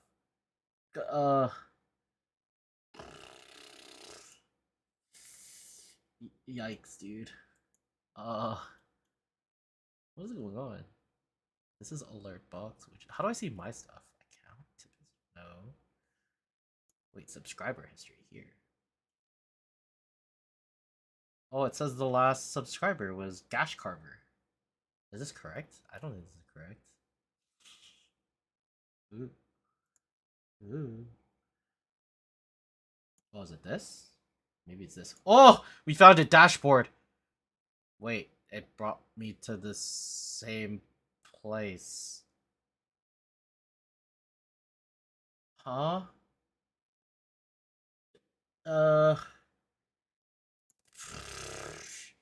What the?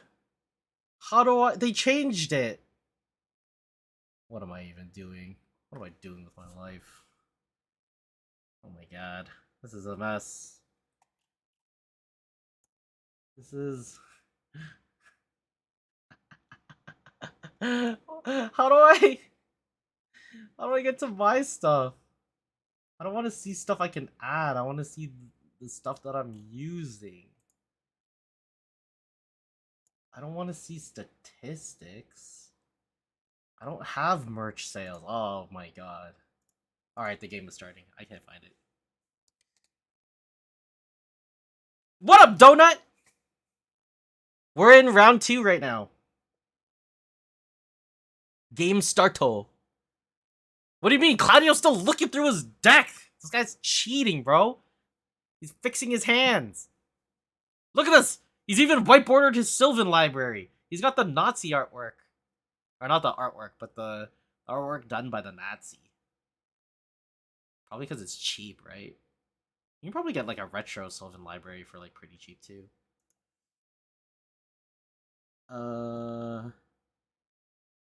Okay, how do I... Is it in themes and overlays?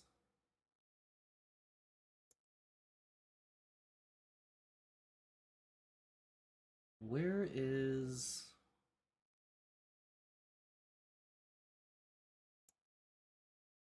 Streamlabs changed its like website. The dashboard is like not my dashboard.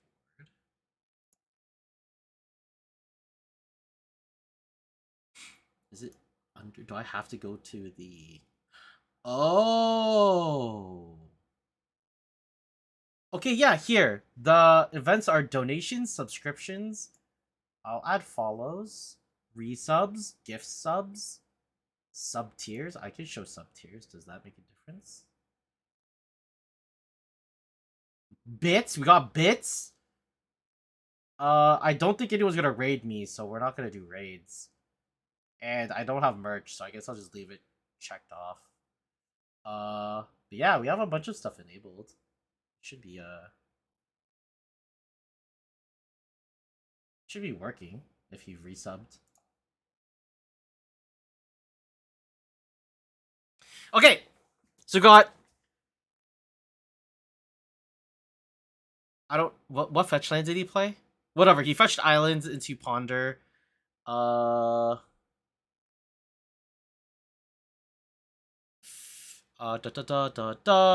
Flooded Strand into Carpet of Flowers. Yeah, Legacy of Toronto is like really good. I would say there's a lot of places you can play. The way we like our community is set up is we tried to not have any overlapping events on days. So if you wanted to, you could actually like if you're willing to drive or you have the ability to drive in the GTA, you could play Legacy for every single day of the night. I think except for Saturday. And yeah, so you're usually seeing around 12, probably around 12 to 24 people per event. Face to face is probably your, if you want like competitive Legacy, face to face is probably where you want to go on Friday night. They usually get anywhere from like 18 to 24 people. Wish we got Claudio B. Steven. Not sure what that means. Did I say day every night of the week? Every night of the week except for Sunday. Sunday is a day. Usually Saturdays you can get bigger events like Chimera. No, Chimera usually does it on Sundays, I think. But some places usually do 1Ks on Saturdays. So bigger events are usually relegated to Saturdays, and then yeah. So I think you do really well because like 401 and face to face are really like accessible through the subway system. As abysmal as our subway system is, but yeah, face is really easy to get to, and so is 401.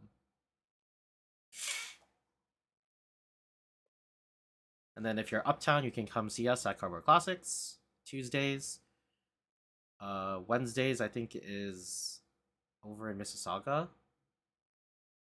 Monday is Chimera, which is in Waterloo. Quite a distance away, but 401 has hidden events. What is this card? What was this card that he just played? What is it an enchantment? Can we see here? Oh, that's a blood moon! We see the blood moon! We're focusing in! Blood moon! Yes! But there's no planes. He's mooning him! Moon, moon, moon. Where are you at? Like, Legacy's really tough, right? Oh, so what I was saying but for 401 was 401 Vaughn has like they have events. They do really well for Pioneer. Modern is okay. If you want Japanese card games, they do really, really well. But if you want to play Legacy, they have hidden Legacy event, I believe, on Fridays, where it's you can do like full proxies, but there's no like basically everyone buys a pack or two, and then they pool the packs together, and then they run their own tournament. Like the players run their own tournaments. They just kind of use the space, so it's very like very casual. Because Wizards doesn't allow proxies in for its best format. Because they hate their players. Bounce the Blood Moon from the Teferi. Draw a card. Okay, so we have really good card selection from the Sylvan Library here. So Claudio's set up. basically has all the card filtering and card advantage that he wants. He has all the extra mana that he wants from Carpet of Flowers, and now he's winning counter wars with Teferi. So this deck seems very strong. Again, I think the problem with I think the downside of the 4-color control deck is that it's a bit slower to actually fully take over control of the game. So it'll have a little difficulty what's it called? Fighting off aggressive decks. Yeah. You weren't looking. What do you need? How do you get Teferi in play? Didn't he just cast it? Oh. Carpet of Flowers.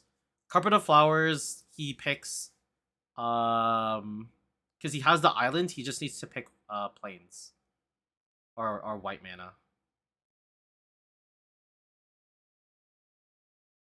Yeah, so unfortunately this card here, the Glare, is a Carpet of Flowers. Here, maybe I can fix it for you. That's gonna be the most scuffed thing I've ever done. I'm just laughing at myself for it. This is gonna be holy shit. I think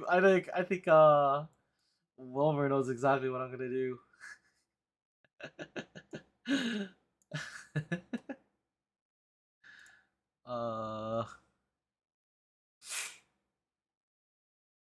Oh, you're in Nova Scotia? How's the Magic scene out there? Like what's the biggest format that like is supported out there?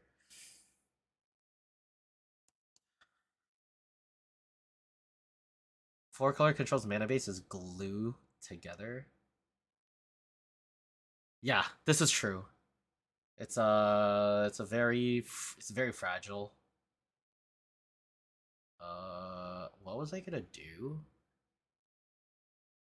Oh, I was setting up a. I don't know if I should do it anymore. You'll kind of see my streams set up, I think. I think.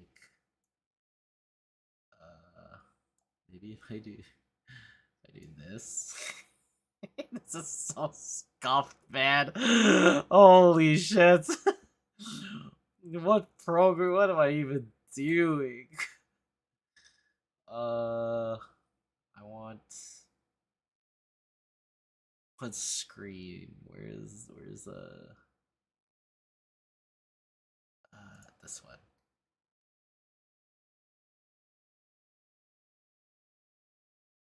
It has a counter on it. Yeah. But it won't keep counters on it for long.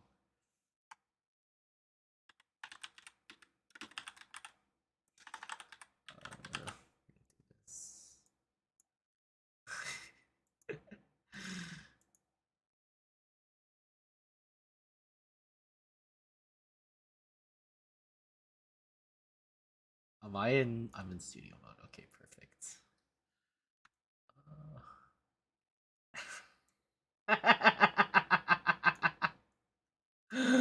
All right.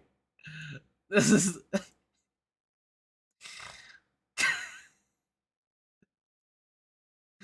I think this will work. Will this work? does this work? Do you guys know what this is now?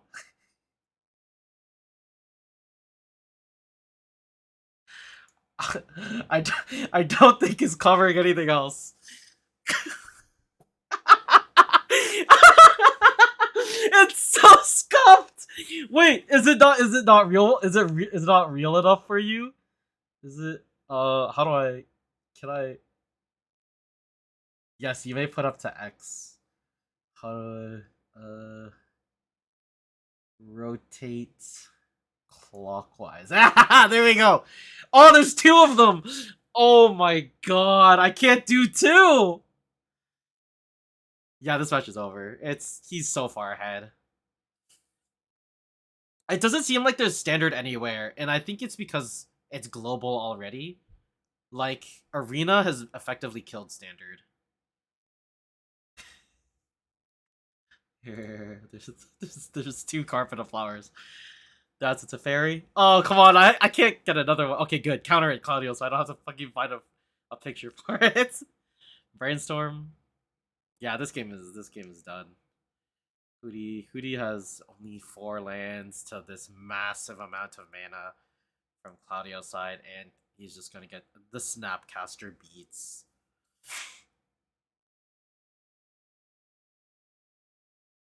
Oh, but he does have Swords to Plowshare.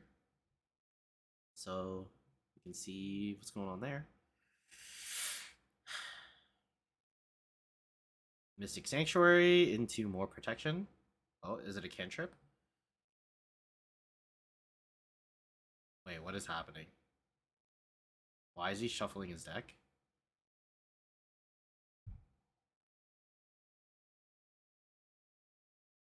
Is he... Why is his deck shuffled? Did he fetch for the Mystic Sanctuary?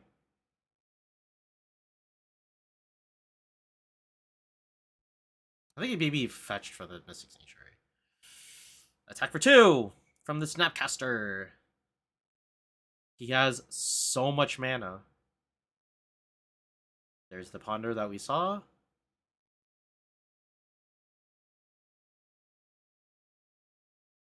So, like, the most fucked up thing about Carpet of Flowers is it happens on the second main phase as well. Its Oracle text actually says at the beginning of each of your main phases. How, like, messed up is that? This used to be, like, the Delver killer.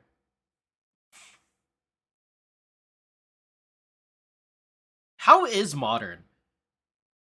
I just assumed that because it has Ragavan, Ren and 6, Expressive Iteration, and Murktide, the format is completely fucked. It's errated, though?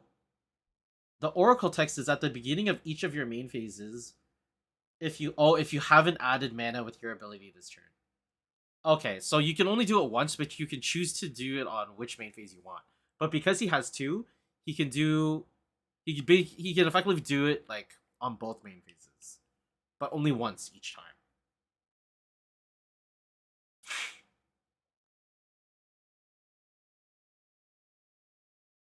So I think Hootie is just in a point of existing. He's kind of just getting everything answered. The Sylvan Library, like, just everything about this game is like crushing.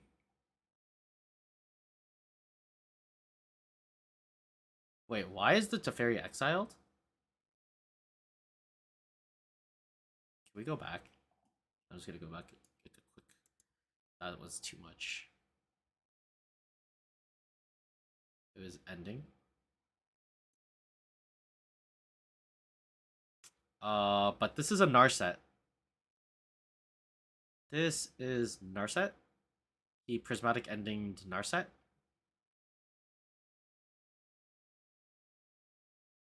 Oh, was it a previous ending? Like an ending from before, and Hootie just put it into the graveyard? That would make sense, right? I don't know. I can't really see how many endings there are in Claudio's graveyard. Yeah, it looks like there's only one ending. Yeah, so this Teferi should just be in the graveyard, I believe. There's a Snapcaster.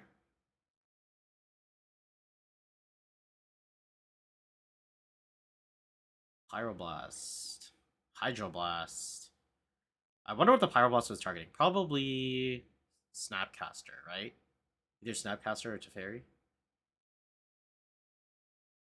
I mean, I think those are the only 2 options.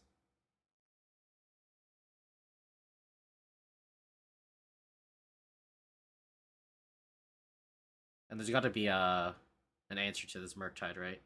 Is there any reason to keep the Ponder in the graveyard? Like, there's nothing for him to Delirium, right? Why is the Pyroblast in exile? Which Pyroblast?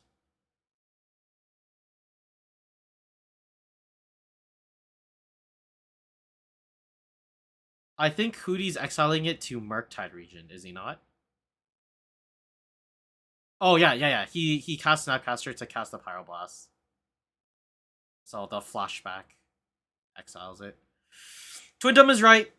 Twin Domin. Town Domin. Twin Dooman. Please correct me. Please! I'm struggling out here. At least you don't have name. At least you don't have as numbers in your name, Mister 124124 over there.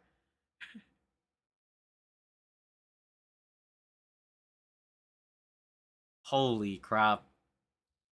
Everything is just getting answered. There's no like, what could he possibly draw to get out of this? Is there any any way? The one thing would be like Pernicious Deed, right? Nah, that's 2 colors that he's not in. I don't know what I'm talking about. I don't think there's anything Hootie could actually draw to get him out of this situation. Unfortunately. Like, even if he had consecutive draws and just Claudio just didn't have anything. Like, this is, like, rough. Well, there's an ending. Ratchet Bomb and a Dream. I think the Dream is the biggest part there. Alright, so he endings the Teferi. Clears that. What's next? Don't got a lot, right? Whoa, another Murktide! That's why he kept the Ponder back. For an extra spell. Okay, that makes a lot of sense. Ooh, yeah, that's the one that we knew about. This is rough. Hootie hoping that he didn't have it. Claudio always has it.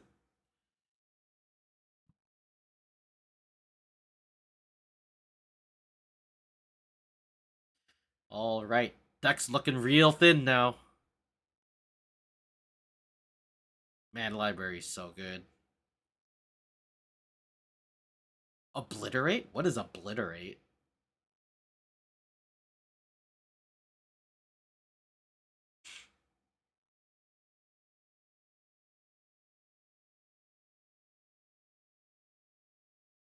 Is that an old card? It sounds like an old card. All cool looking, like, single word cards are old cards. I think they're just running out of cool words to use. They now have to just make them all adjectives. Snapcaster getting in. Wait, how did he gain life? Hardcast Murktide. Ooh, Savine's Reclamation. Wow! Oh, wait, hold on. He has a Silver Library. I can't. Yoko Hops. Yup, Yoko Hops. Thesaurus dot deck? Is it just a bunch of synonyms? Yep, bounces on Snapcaster. Okay.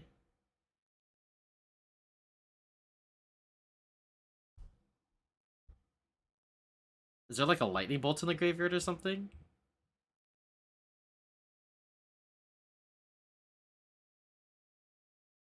Is there like a specific reason to do it? Wait, he doesn't flash it in during the end step? I'm really confused.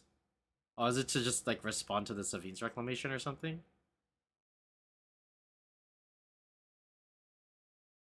Oh, that's it. Yup, can't deal the Minskin Poo. Okay, so Claudio takes it 2-1. Or 2-0 over Hootie. Alright, I got a question for you guys. Do you... I can get rid of... Oh! What did I do? Oh, I closed the wrong thing. Oh no. Oh yeah, Google Chrome, baby. It's out here. Okay. I'm gonna get rid of that. So, question. What do you guys want to watch next? Do you want to just go on to round 3? Or do you want to watch round 2 of the tournament where it's me against Dave? I don't know how to create a poll yet, so we're just gonna have to do it this way. So move on or finish the round. I can give you the options. So I think round 3. It's true. Our game was pretty boring because I think like 3/4 of my deck is mainboard hate against Storm. Okay, we'll skip to round 3 then. So we have Cephalid Breakfast versus Jeskai control, or we have Elves versus 4-color control. It's upsetting that we had so many like repeat players. I don't think the other guys were comfortable being on camera though. So hopefully the more we do this, the more they're like willing to play. Because it's not like we're trying to make fun of people. It just happens accidentally. So, you know. So we can do Elves versus Control, or we can do Breakfast versus Control.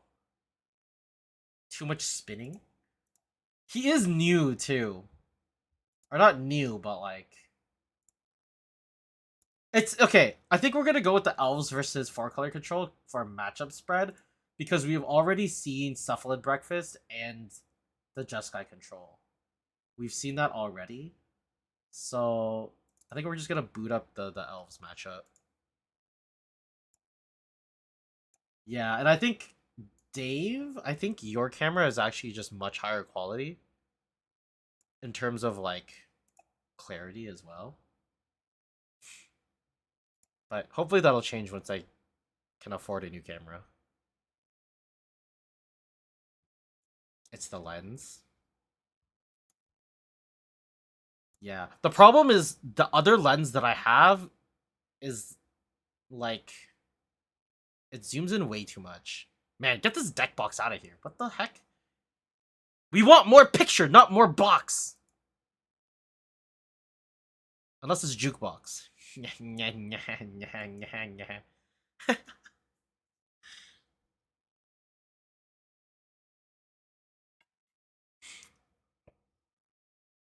Yup, shiny EV mat.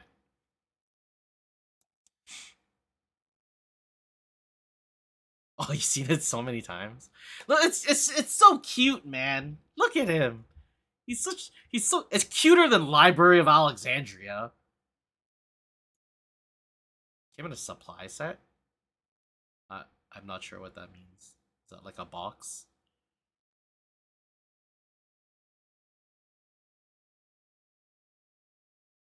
Get this. What are these? What is this scrub? Oh, yeah. For all you Torontonians out there, you know who this is. Who white borders all of his cards. Oh, gosh. White bordering his cards. It's like, hey, I hate value.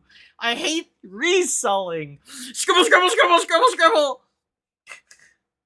It's like, come on, what the? Oh, I bought a Gaia's Cradle.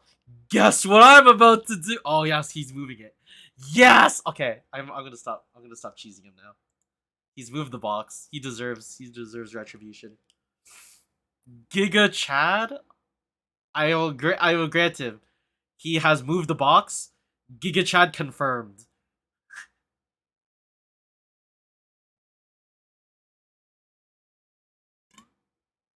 So is this a Malta 6? Ooh, Malta 5 on Elves. Oh no, he's selecting his hand. Okay, yeah. Okay, still Malta 5. Still not great, but we're here. Forest. Nettle Sentinel. Sago. Tundra. Prismatic and ending, yes.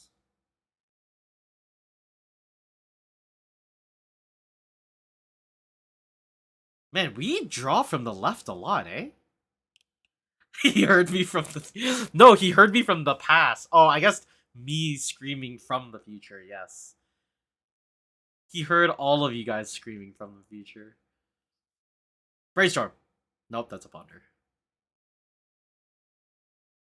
He's gonna start drawing from the right now. Yeah, it's strange because Claudio was drawing from the right last game, right? His deck was on the bottom.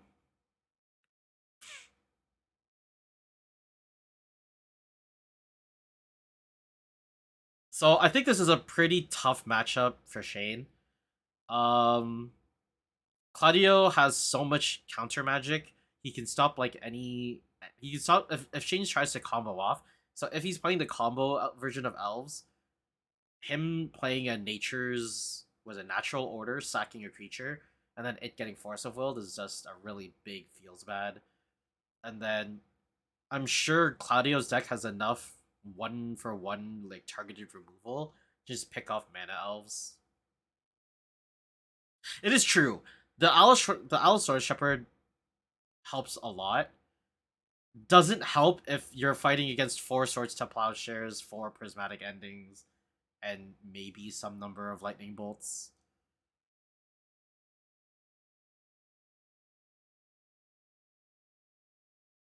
Wirewood Symbiote.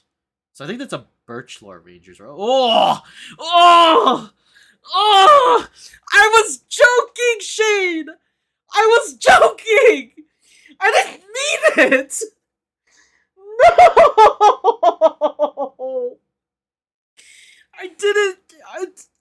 Oh god, Giga Chad, Giga Chad.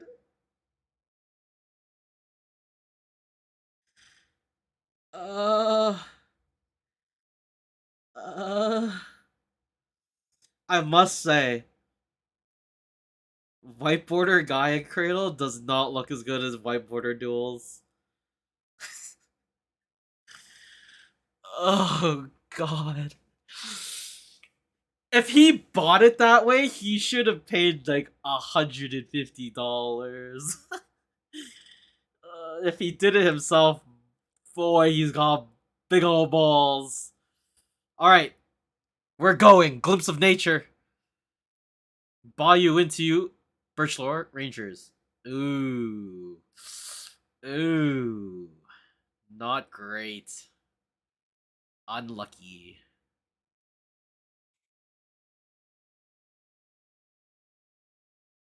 I'm not sure what you could do there, right? He played the land for turn already. He doesn't have a second elf for Birchlore Rangers. Monastery Mentor. Does this deck want Monastery Mentor? It doesn't really feel like it. Yeah, he definitely needed the Cradle to pop off, but he chose to Glimpse of Nature afterwards. He's drawing lands, not where you want to be.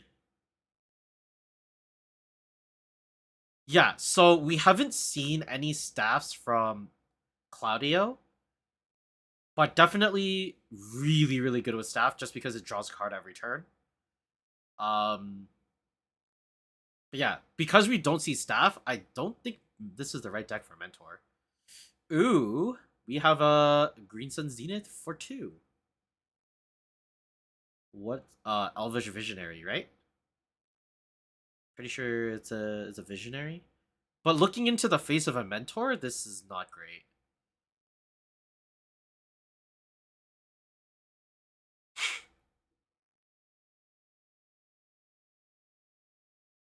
Oh, yeah, Fiend Artisan could have been a really good pick.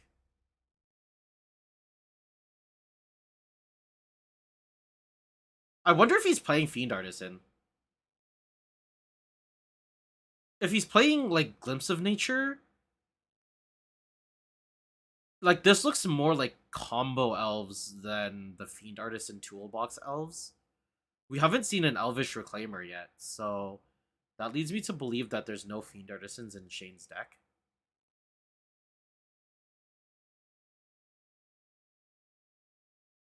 Shane trying to cheat. No, Claudio. Uh, I think they missed the Sylvan Library trigger or something. Or Claudio saw too many cards. I think he might have drawn 4 cards instead of 3.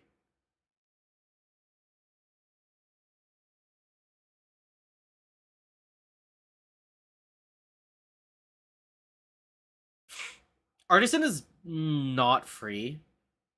You definitely need to dedicate a lot more slots because with because if your game plan is artisan, you're cutting your elves, right?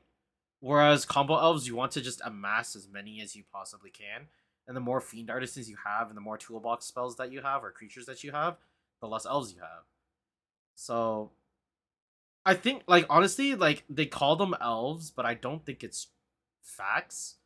I think it was either Tolarian, no, not Tolarian, either Thraben U or Boschenroll who said that the Fiend Artisan doesn't really feel like an elves deck. It feels more like a um Gaia Cradle Control, Gaia's Cradle Control or Artisan Cradle.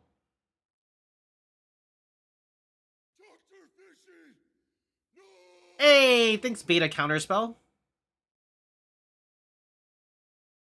Thanks for the follow.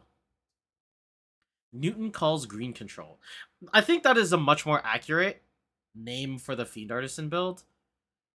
Is the Fiend Artisan build still good though? Because it was really good again, or not. I don't know if it was really good, but it rose in popularity because of initiative, right? Yeah. So Shane, no gas in the tank, cannot fight because Claudio's monastery mentor is just all of his dudes are always going to be bigger. Yeah. Okay, so we're into sideboarding. Next time, I will do my best to get deck lists from the players. That way, we can kind of follow along, and if there's any changes we would do that they didn't do, or any decisions that we would like kind of make. Not saying that like we would even know what they're sideboarding, because as you can see from like this perspective, it's kind of hard to see what Shane's taking out. Like I'm sure the people that are like aware they're on camera, like myself and Dave and a couple others, I'm sure we will try to be more self-aware that we are now creating content rather than just playing. Yeah. So Monday, I think Monday will be the next stream. Um I don't think I'll be able to stream over the weekend. So it's definitely going to be, there will definitely be a Monday stream. So Monday we'll have Sunday footage. It works out really well because it's kind of still fresh in my mind, even though I'm really bad at my own commentary, like commentating over my own games. I don't really remember them that well. But it's still kind of like fresh in my mind. So it's really good that I play Legacy Sundays and then we stream Monday so we can review the footage. And then we have Tuesday Night Legacy, and then we stream on Wednesday to review the previous night's footage as well. And then if I can ever, once work dies down a little bit, we can add a third day, either like the Friday or Saturday, and we can jam like a league, a Legacy League or something. That could be cool. And then once Street Fighter 6 or Tekken 8 or any of the plethora of fighting games come out, I'll be streaming that most likely as well, in addition to. So those will most likely be the third days. But I think before those come out, Final Fantasy 16 comes out, and I purchased my PS5 just to play that. So, oh my gosh, I completely forgot that this happens. So we're going to the next game.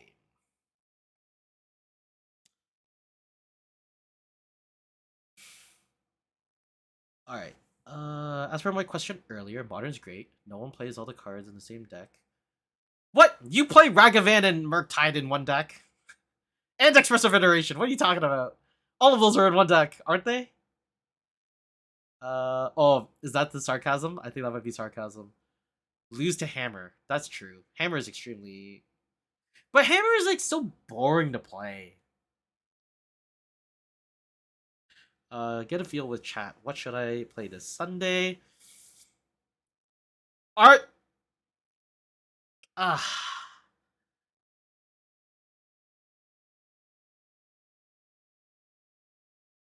I mean Genshin Impact. I could stream Genshin Impact. Who knows? When Klee's mom comes out, maybe we just spend a lot of moolah. Alright, so we free cast a Once Upon a Time here. Fetch Wooded Hills off of it. Is that where you want to be? If he has a handful of creatures.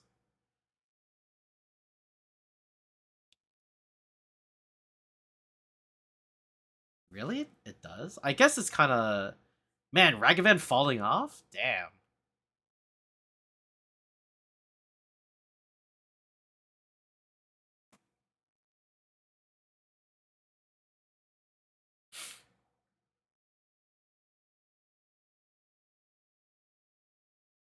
So is this prismatic? That's a prismatic ending, hitting the Nettle Sentinel, right?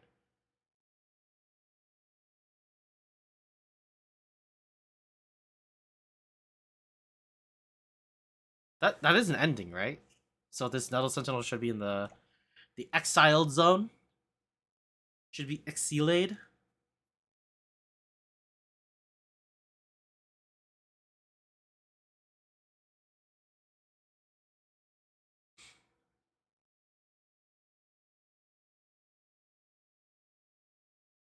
Ooh, okay, there we go. This itself cannot be countered either. This card is actually... Every deck needs a card that evokes the feeling of this card's so messed up.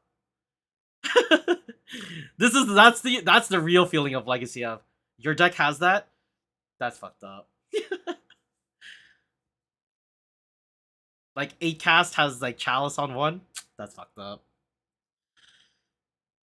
Elves has Alashore Shepherd. It's fucked up. 4 color control has Minskaboo and Uro.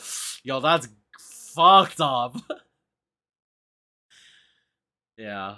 Black Saga Storm. You're playing Storm and Urza Saga in the same deck? That's fucked up.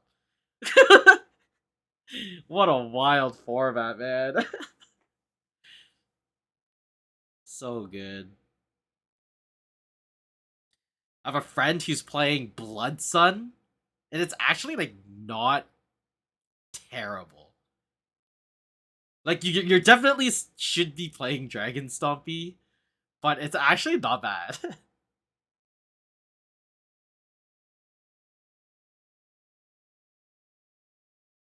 It's gotten a lot better though, because Prismatic Ending helps a lot of the decks that really struggled against it. The splash of white really actually helps.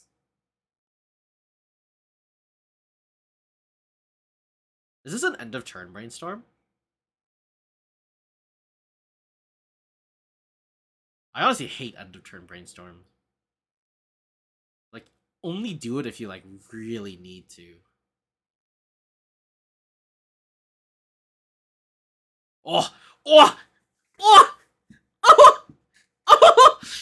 Yes, we had to turn brainstorm into miracle, baby! Woo! We love 2015 Magic. Yes, we need more Terminus. Get her in there. Oh shit. Sorry, Shane. That's a rough one, man. You're down a game. Yeesh. Get Terminus. Yeah. Oh.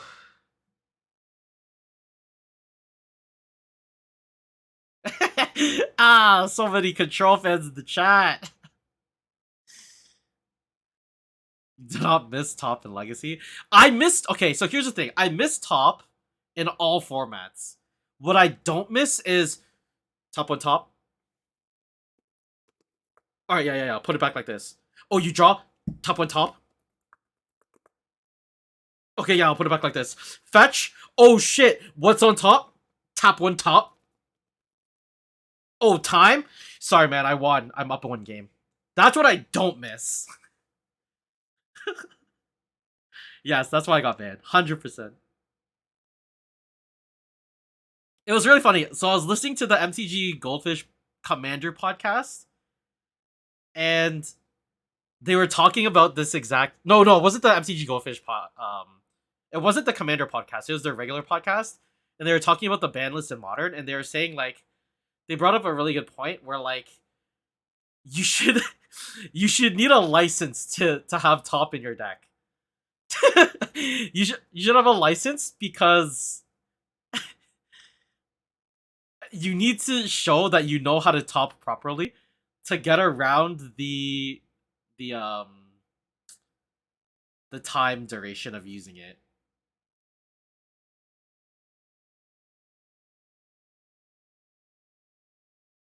Standard became longer because top was legal. I did not know that.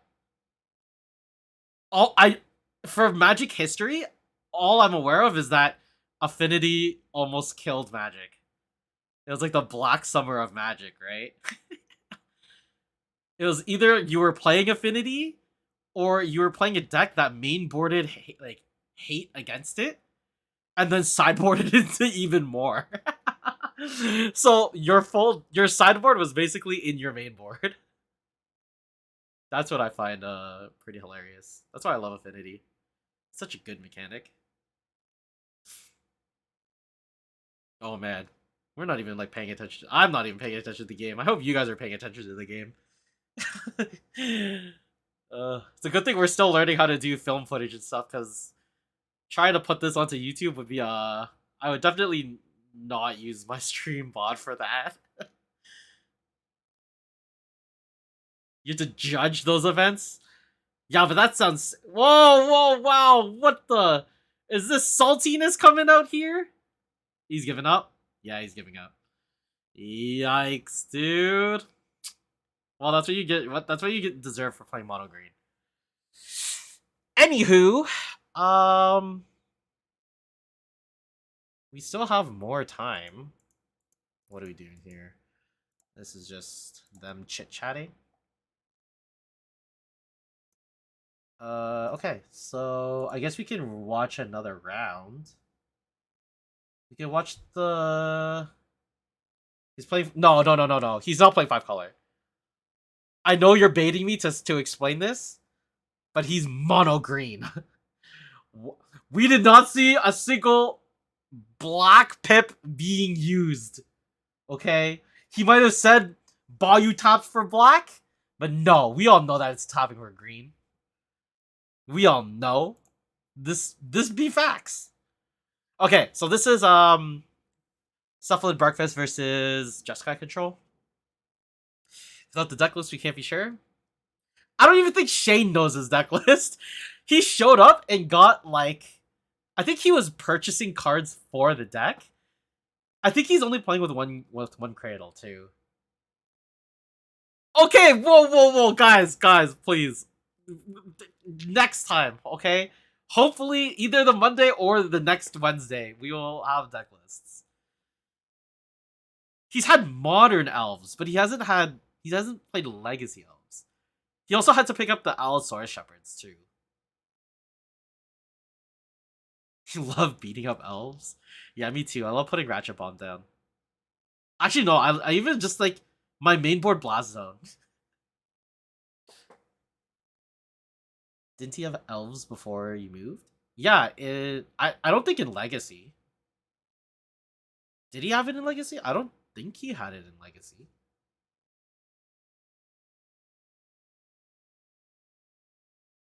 Oh, maybe. But weren't you going to events at Cardboard Classics later than I was, before the closer to the pandemic? Because there was a year where I was like focusing on like graduating, and I wasn't attending very much. Yeah, so we got Pavel on the left, player 1, Cephalid Breakfast. Player 2, we got the man, the myth, the legend. And he starts off with Mystic Sanctuary tapped. Oh. Yeesh, dude. I don't think that's where you want to be.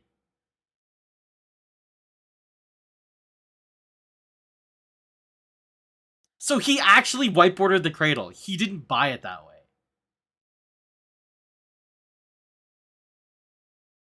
Yeah, this is a perfect... Wait, does Cephalid Breakfast play Wasteland? I don't think it plays Wasteland. Because he needs the colored mana to, what's it called? To, combo off. I think the only utility is, Urza Saga.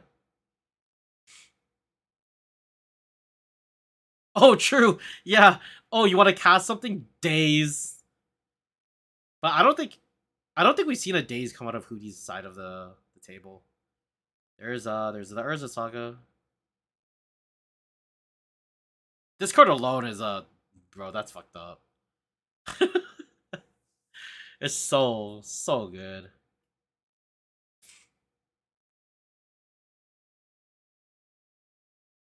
He whiteboarded it at the I know he whiteboarded the rest of his elves. I remember because he was using the blue eraser and he bought a whole pack of them that was like half blue, half regular. And he was only using the blue side. Ew! Okay, wait, okay, okay. Now that I have an audience, what do you guys think about this card? What is this card called? Uh, what is it called? Fairy Mastermind? Yeah, Fairy Mastermind. What do you think about this card? I need to know. 2 mana, 2/1, flash flying. Whenever an opponent draws their second card each turn, you draw a card. 4 mana, each player draws a card. Do you guys think this is good?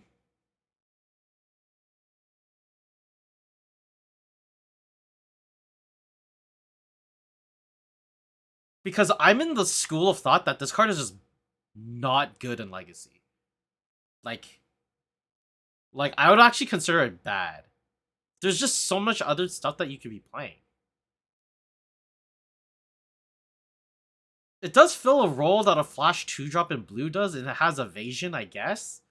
But I would rather have, like, maybe the utility of a Snapcaster Mage over this. I don't think any deck wants this, though. That's the problem, right? No, that's not the problem. I think it's bad. Like, I think it's just not Legacy. It's just not a Legacy card, right? I know a lot of people were trying to convince me that it can be playable. Like, it's playable. I don't get me wrong. It's playable. Whether it's, like, even in the formats that you, like, it's, like, okay in, I still don't think it's great. It kills a flying Delver? Yeah, but, like, I guess. I don't know if that's, like, an achievement. Delver is not the be-all, end-all that it was, like, 4 months ago.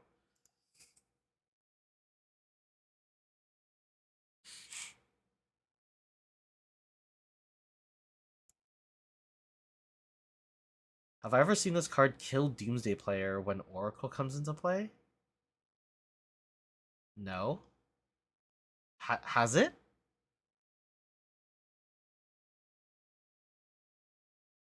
How does how does it kill Oracle?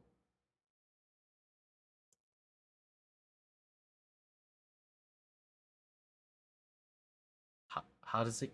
Oh, because you can activate it and force them to draw. Yeah, but then that means the Doomsday Player. Oh no, because it has Flash. They don't know about it. Okay, this is the opposite of what we were talking about. What? What is happening? Is he just? What's going? Oh, Cabal Therapy. Okay.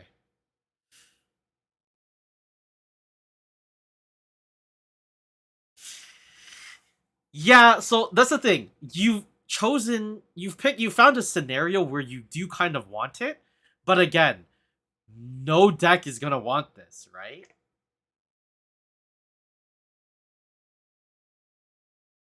Yeah, Nick is also correct. They most likely have a Force of Will.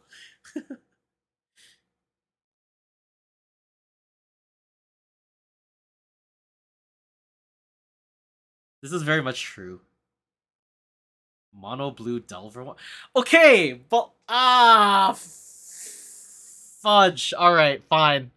I was gonna say you're playing Legacy and you can fucking just play regular Delver, but I understand that Volcanic Islands are $1,000.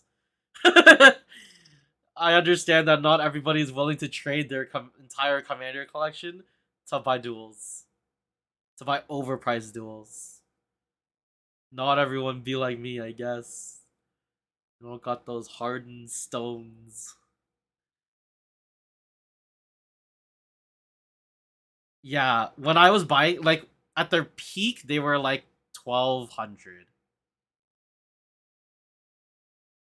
Mono Blue Delver was in the room yesterday? Who was playing Mono Blue Delver?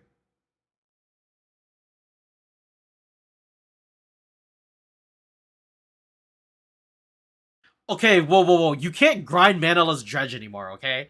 Everyone knows. Actually, yeah, everyone knows. There's a reason why I play 4 Leyline of the Voids in my sideboard, okay? The only card I actively want to board.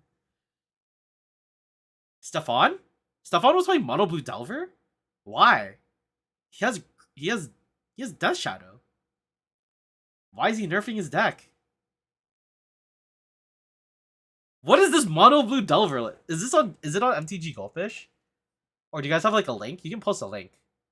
Links are free in this chat. Is there an MTG Goldfish list? Let me check this list. 8 cast. Oh, maybe it's under just Is It Delver? No, they're all blue red. There's Teamer Delver. That sounds worse. Okay, I will have to admit, Teamer Delver does sound. No, but you can play Minskin Boon Teamer Delver.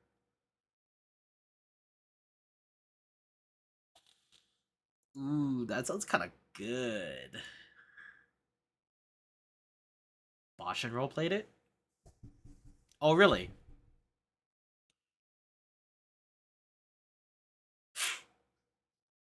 So even though I went 3-0, I think I might fumble on Sunday. No, I still need my Nettle Cysts, man. Hey, has anyone got two Nettle Cysts?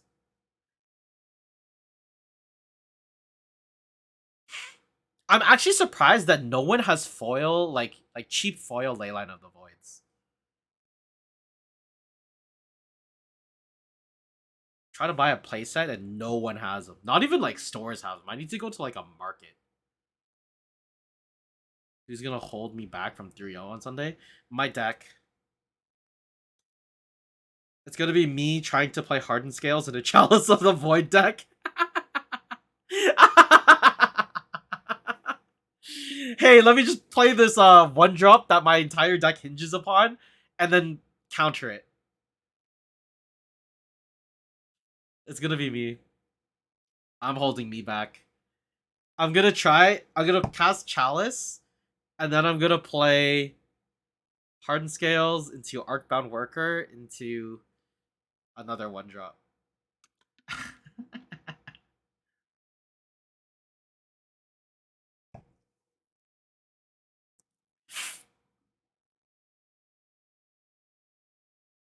I don't know. I just feel like the 2 stores that we're playing at right now, they have so much like control and prison style decks. I kind of want to find an aggro deck to like just play. Maybe I'll just like actually try to make Steel Stompy again.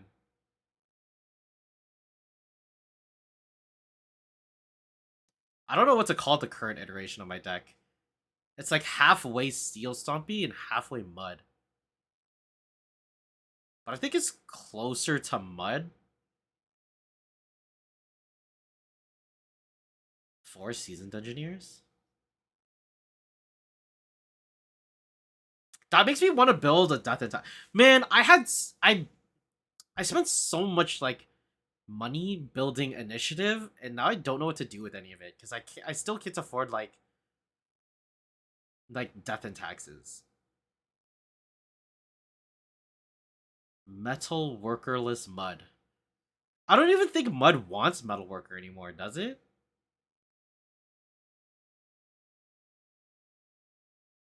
I can build extra legacy decks. So with my current collection, if I want to build stock lists, I have blue red Delver, I have black red Reanimator, I have 8 cast Painter, and there's one more. Naya Depths. But if I wanted to like break it up, so right now I current like in completion I have 4-color Stoneblade, and I have Painter, kind of, and I have Mud built and Reanimator built. I don't think Jim plays. Oh yeah, he does, but I don't know if he plays a full playset anymore.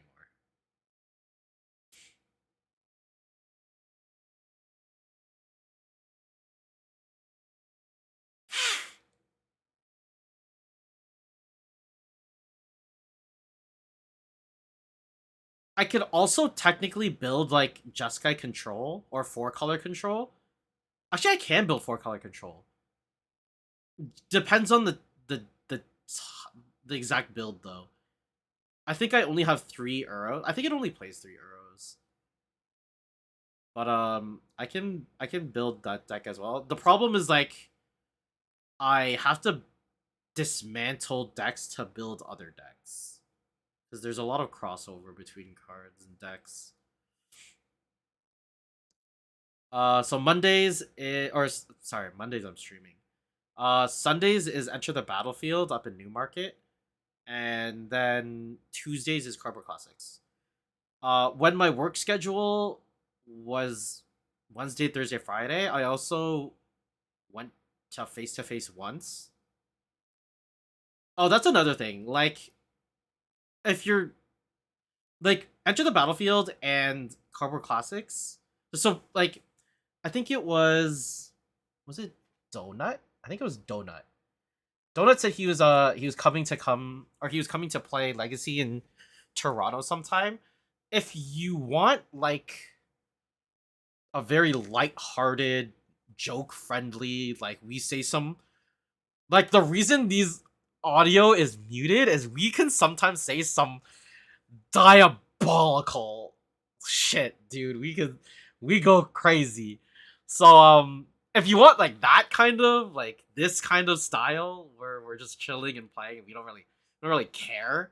Like like it's a $10 entry fee, and like in a 12-man tournament, 30 goes to the winner, and like the others get like X ones get 15. Like it's not a lot of money, right? We're not playing for prizes or anything. Yeah, we're super chill. So if you want that, you need to come outside of the downtown core. So like 401 and face to face are like where you want to go competitive and like really get like competitive games. Sometimes you'll get like the nights where everyone's kind of just goofing off and doing whatever the fuck they want. But most of the time they're like pretty like hardcore. Um yeah, if you go outside of the city, like outside of the downtown core, you get a much more like relaxed environment.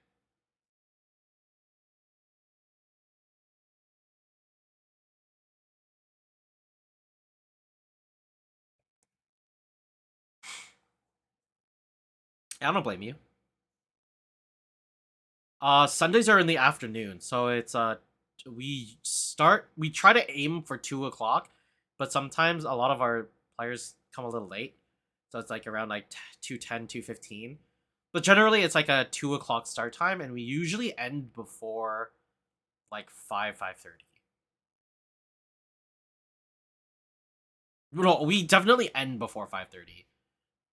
I think there was one event where we started at like 2 o'clock and we finished before 4. We finished like a 3-round like legacy tournament in less than 2 hours. Like everyone was just like they had the demon in them. We were finishing games. What's the store name again? Enter the Battlefield. You can hey, take it easy, twin domain, twin domin, town demon, town dome. Bro, please correct me. Please, I'm begging here. But yeah, the store name is Enter the Battlefield Newmarket. You can ask Daniel about it. If you still talk to Laraka, that's his locals now. We see him all the time because they run. I think his group runs D&D while we're playing Legacy.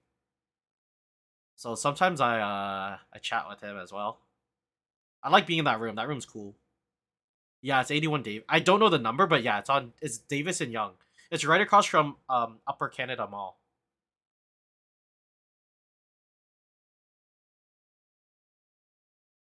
Yeah, it went real long when the face to face guys came up, but that was because it was unsuspected four rounds. And I'm not gonna lie, like we tend to not play too slowly sometimes. Like Fernando, I don't know what the fuck you're doing, but you're playing Infect and you go to time so much. I have no idea what the hell is happening. Um, but yeah, make you a deck. What deck do you want to play? It depends, cause like you're probably I'm gonna say this right now. You're probably the lowest ladder on the rung right now because right now my cards go first to Jeffrey. Then if Brohan wants to come, he'll get like second pick on what he wants to play, and then it's usually me at the bottom. But yeah, the board state gets all kind of fucked, and I hang on to the dream. I mean, I'm not saying don't hang on to the dream. I'm just saying, how the fuck does Reanimator versus Infect go to time? Like, come on, what the heck? How does that happen? You're both turn 3 decks. Okay, Infect's probably not like turn 3, probably like turn 4, turn 5. But like it Reanimator's a turn 0, turn 1 deck. Oh man. Was that the last game? That was the last game. Alright. I'm pretty sure it was Pavel who won. Because I think Hootie went 1-2. So I think Pavel won in 2. Um yeah. So do do do do. Um so yeah, I think this is the format that we'll do. I'm not sure if I'm gonna start at 7:30 again. It was a little later than I was expecting, although I did need it for today because I was trying to install video software so that I could combine not video software. Sorry, excuse me. Video editing software. Because I was trying to combine Dave's rounds all into one video so we didn't have to break it up constantly. But it didn't install in time. So yeah. How did you get into a rough back and forth? That's so weird. Whatever, okay? I'm just saying, you guys should not be going to time. Okay? So yeah. Um yeah, I think maybe like 7:15 is such an awkward time to start. It'll most likely start between 7:30. I'll try to stick to one, whichever one works best. Um the problem with the 7:30 start is if I don't get to eat dinner and something just happens and I don't get to eat at 7 or 6:30. If I don't get to eat like around 6:30 and 7, then I have to wait until even later to eat. So I don't know. I'll most likely try and stick with 7 o'clock. I just have to be a little bit more prepared. So we're still like working things out. But I think this is a good structure. I get to play my legacy. I get to talk about even more legacy. We get to watch footage of the games that I don't get to watch while playing. We'll keep a mindful. We'll be very mindful about showing hands on stream. So yeah, if you can spread the word because our sorry, what's this happening? Want to go to time? I'll play high tide. No, please don't. Yeah. Well, Dave, have you been paying attention to the Legacy of the North conversation? Are you in that? Because if not, then I'll kind of talk about what they've been talking about, and then we can wrap up the stream. It all hinges on you, buddy. I'll probably talk about it no matter what, but it's nice to know that you'll be listening because I'm pretty sure Fernando's now aware of it. You are, but you haven't seen it yet. Okay. Well, what's happening is they're throwing around the idea. Well, first of all, there's going to be an invitational tournament. So Toronto is like a pretty coordinated community in terms of legacy, where we have a lot of people that kind of represent their locals, and then they kind of like the heads kind of like talk to each other, and they get feedback and all that stuff and all that jazz. But yeah, so we keep track and do seasons and everything. So there's gonna be a 32-man invitational, I think at the end of July. I think that's the date. But end of July or end of June, one of the 2 months, there's gonna be a 32-man invitational legacy tournament. Um, and I think what's gonna happen is I don't think we're going to be streaming that one because it's taking place during the face-to-face Pro Tour events. So I don't think there's a streaming section that will be dedicated to like a legacy side event that we're having. Um, but there's going to be they want to do like a streaming event where they're going to take the winner of the 32-man invitational and the winner of the grinders, so whoever grinds the most points between now and the invitational, they're gonna do like a best 3 out of 5. They're gonna try and crown the king of the north for legacy. So hopefully, if you guys can spread the word and we just grow and we can learn, maybe we do commentary for that. Maybe we get invited to do commentary, and maybe we just run the stream. That would be fun. I think that'd be pretty fun.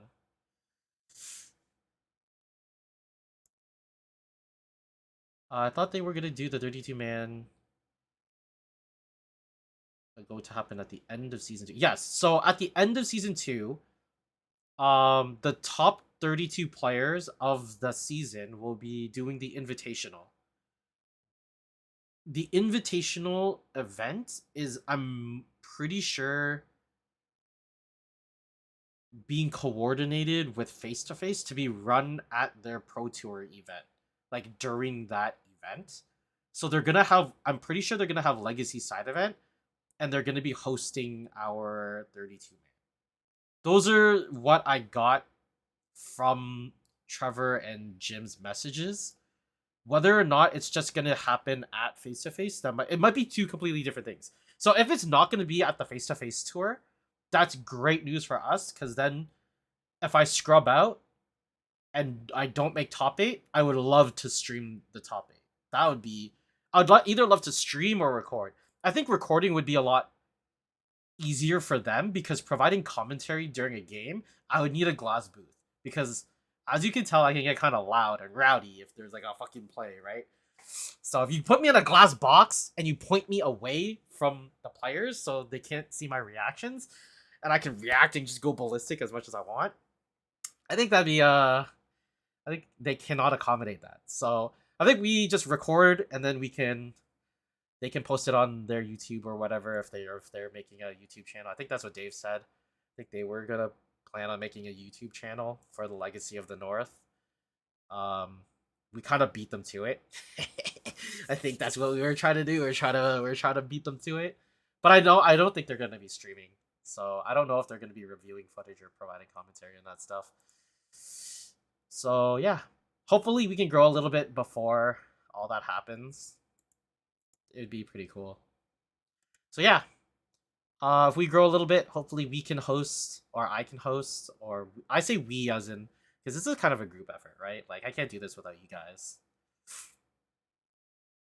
ETB Dave said something about that, but nonetheless, spread the word. Oh, is ETB hosting the 32 man?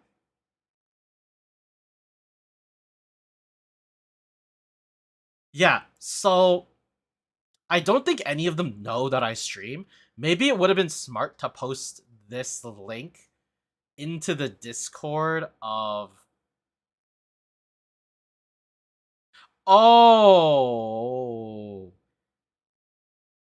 Dave talked to you guys at ETB about the tournament.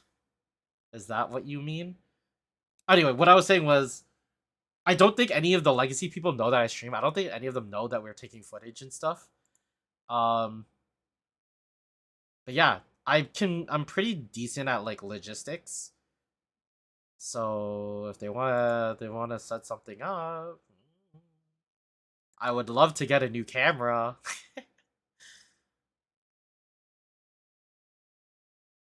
They were considering streaming. Yeah, but where would they do it? That's the problem, right? I know Face to Face has a dedicated stream room. I'm pretty sure it's in their basement.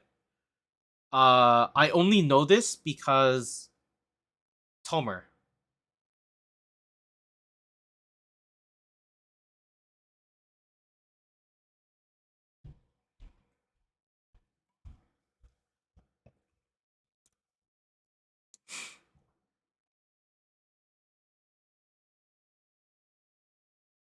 Well, I know it's because Dave's like ETB streams. Like they had a stream tonight.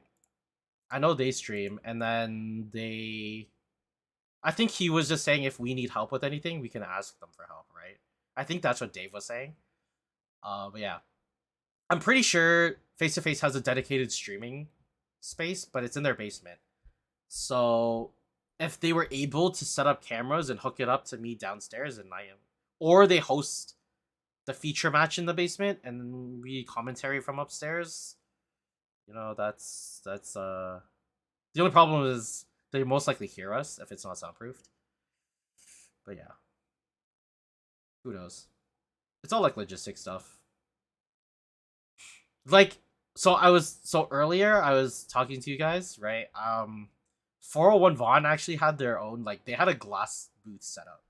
So if you walked into the 401 Vaughn and you just looked off to, like, immediately when you walked inside and you looked over to the right, in the corner they had a glass booth set up that was like dedicated to streaming, and all they were doing was cracking packs. And I was like, hey, do you guys do like feature match like streams? And they're like, no, we just crack packs. And I was like, what? Why? And they're like, we crack product for the store, and like people were just like watching people crack packs. And I was like, yeah, but what do you do after you crack packs? You're not cracking packs 24/7. Like, what? And they're like, nope, we just turned it off. And I was like, why wouldn't you record gameplay? What? What? Why are you not taking advantage? So that was a waste of space, and now they just, you know, turned it into storage space. Stream room in the... Okay, so if you think about it, it actually becomes like a pro tour area. If you have a feature match area in that space, you can also have two people updating hands. Hey, Romario Vidal. Romario. How's it going? Thanks for the follow. You got the rare badge. The Husky never shows up. I'm not even sure what tone it plays. My headset turned off while we were doing this because I was using audio. But yeah, unfortunately, you're hitting the end of the stream. We just finished and we talked about plans. So if you want, you can check out the VODs. It'll be there. And yeah, so hopefully with every time we do the stream, it'll improve. You know me, I'm a very impulsive buyer. I'll most likely buy a camera soon. I need to find someone who wants a Gaia's Cradle though. A non-white bordered Gaia's Cradle. All right, I'm gonna try and sell that and see how much I can get for it. But thank you for all the new follows. We had 2 new follows and I think some bits. Nah, Ethan has declined. I think he's going through some stuff right now. So hey, whoa, why you already selling me out? Those are my plans already. All right, I think I have 2 people lined up. So because Ethan has said no, it's probably not gonna be Ethan, but I'm probably gonna ask Rob and then Shane. The only problem is I don't know when Rob is coming back, and Shane will most likely buy it if he has the money, so, or disposable income. Anywho, I really need to add the YouTube link here. I don't have any YouTube videos up anyway. But yeah. So I'll see most of you guys on Sunday, hopefully. Will be exciting. Dave, are we doing double setup again? Double recording? That'd be Much appreciated because it's just more content. Hopefully, we try and rotate through more decks. What deck am I gonna bring? I'll probably bring some sort of Steel Stompy, if I'm gonna be honest. Because if I play my Steel Stompy, the only thing that you won't have access to are Mox Opals.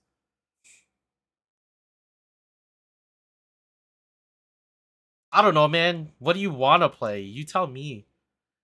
I need to first ask who if Jeffrey and Brohan are going.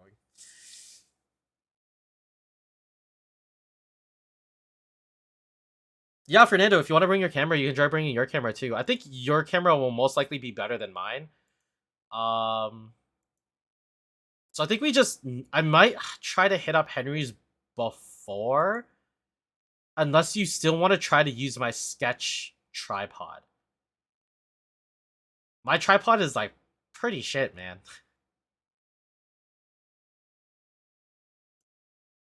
All right, we'll see ya. Hey, but if you use my deck, you can't riffle shuffle, okay? I know how rough you riffle shuffle. No riffle shuffling.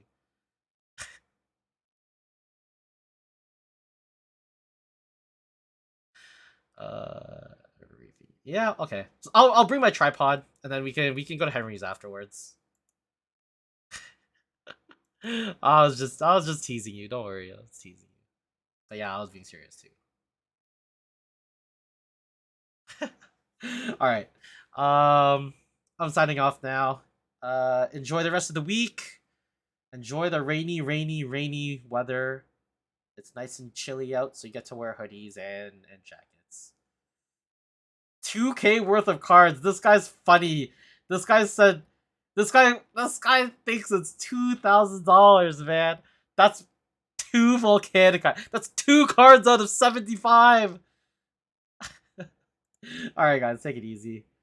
We're closing up. We are closing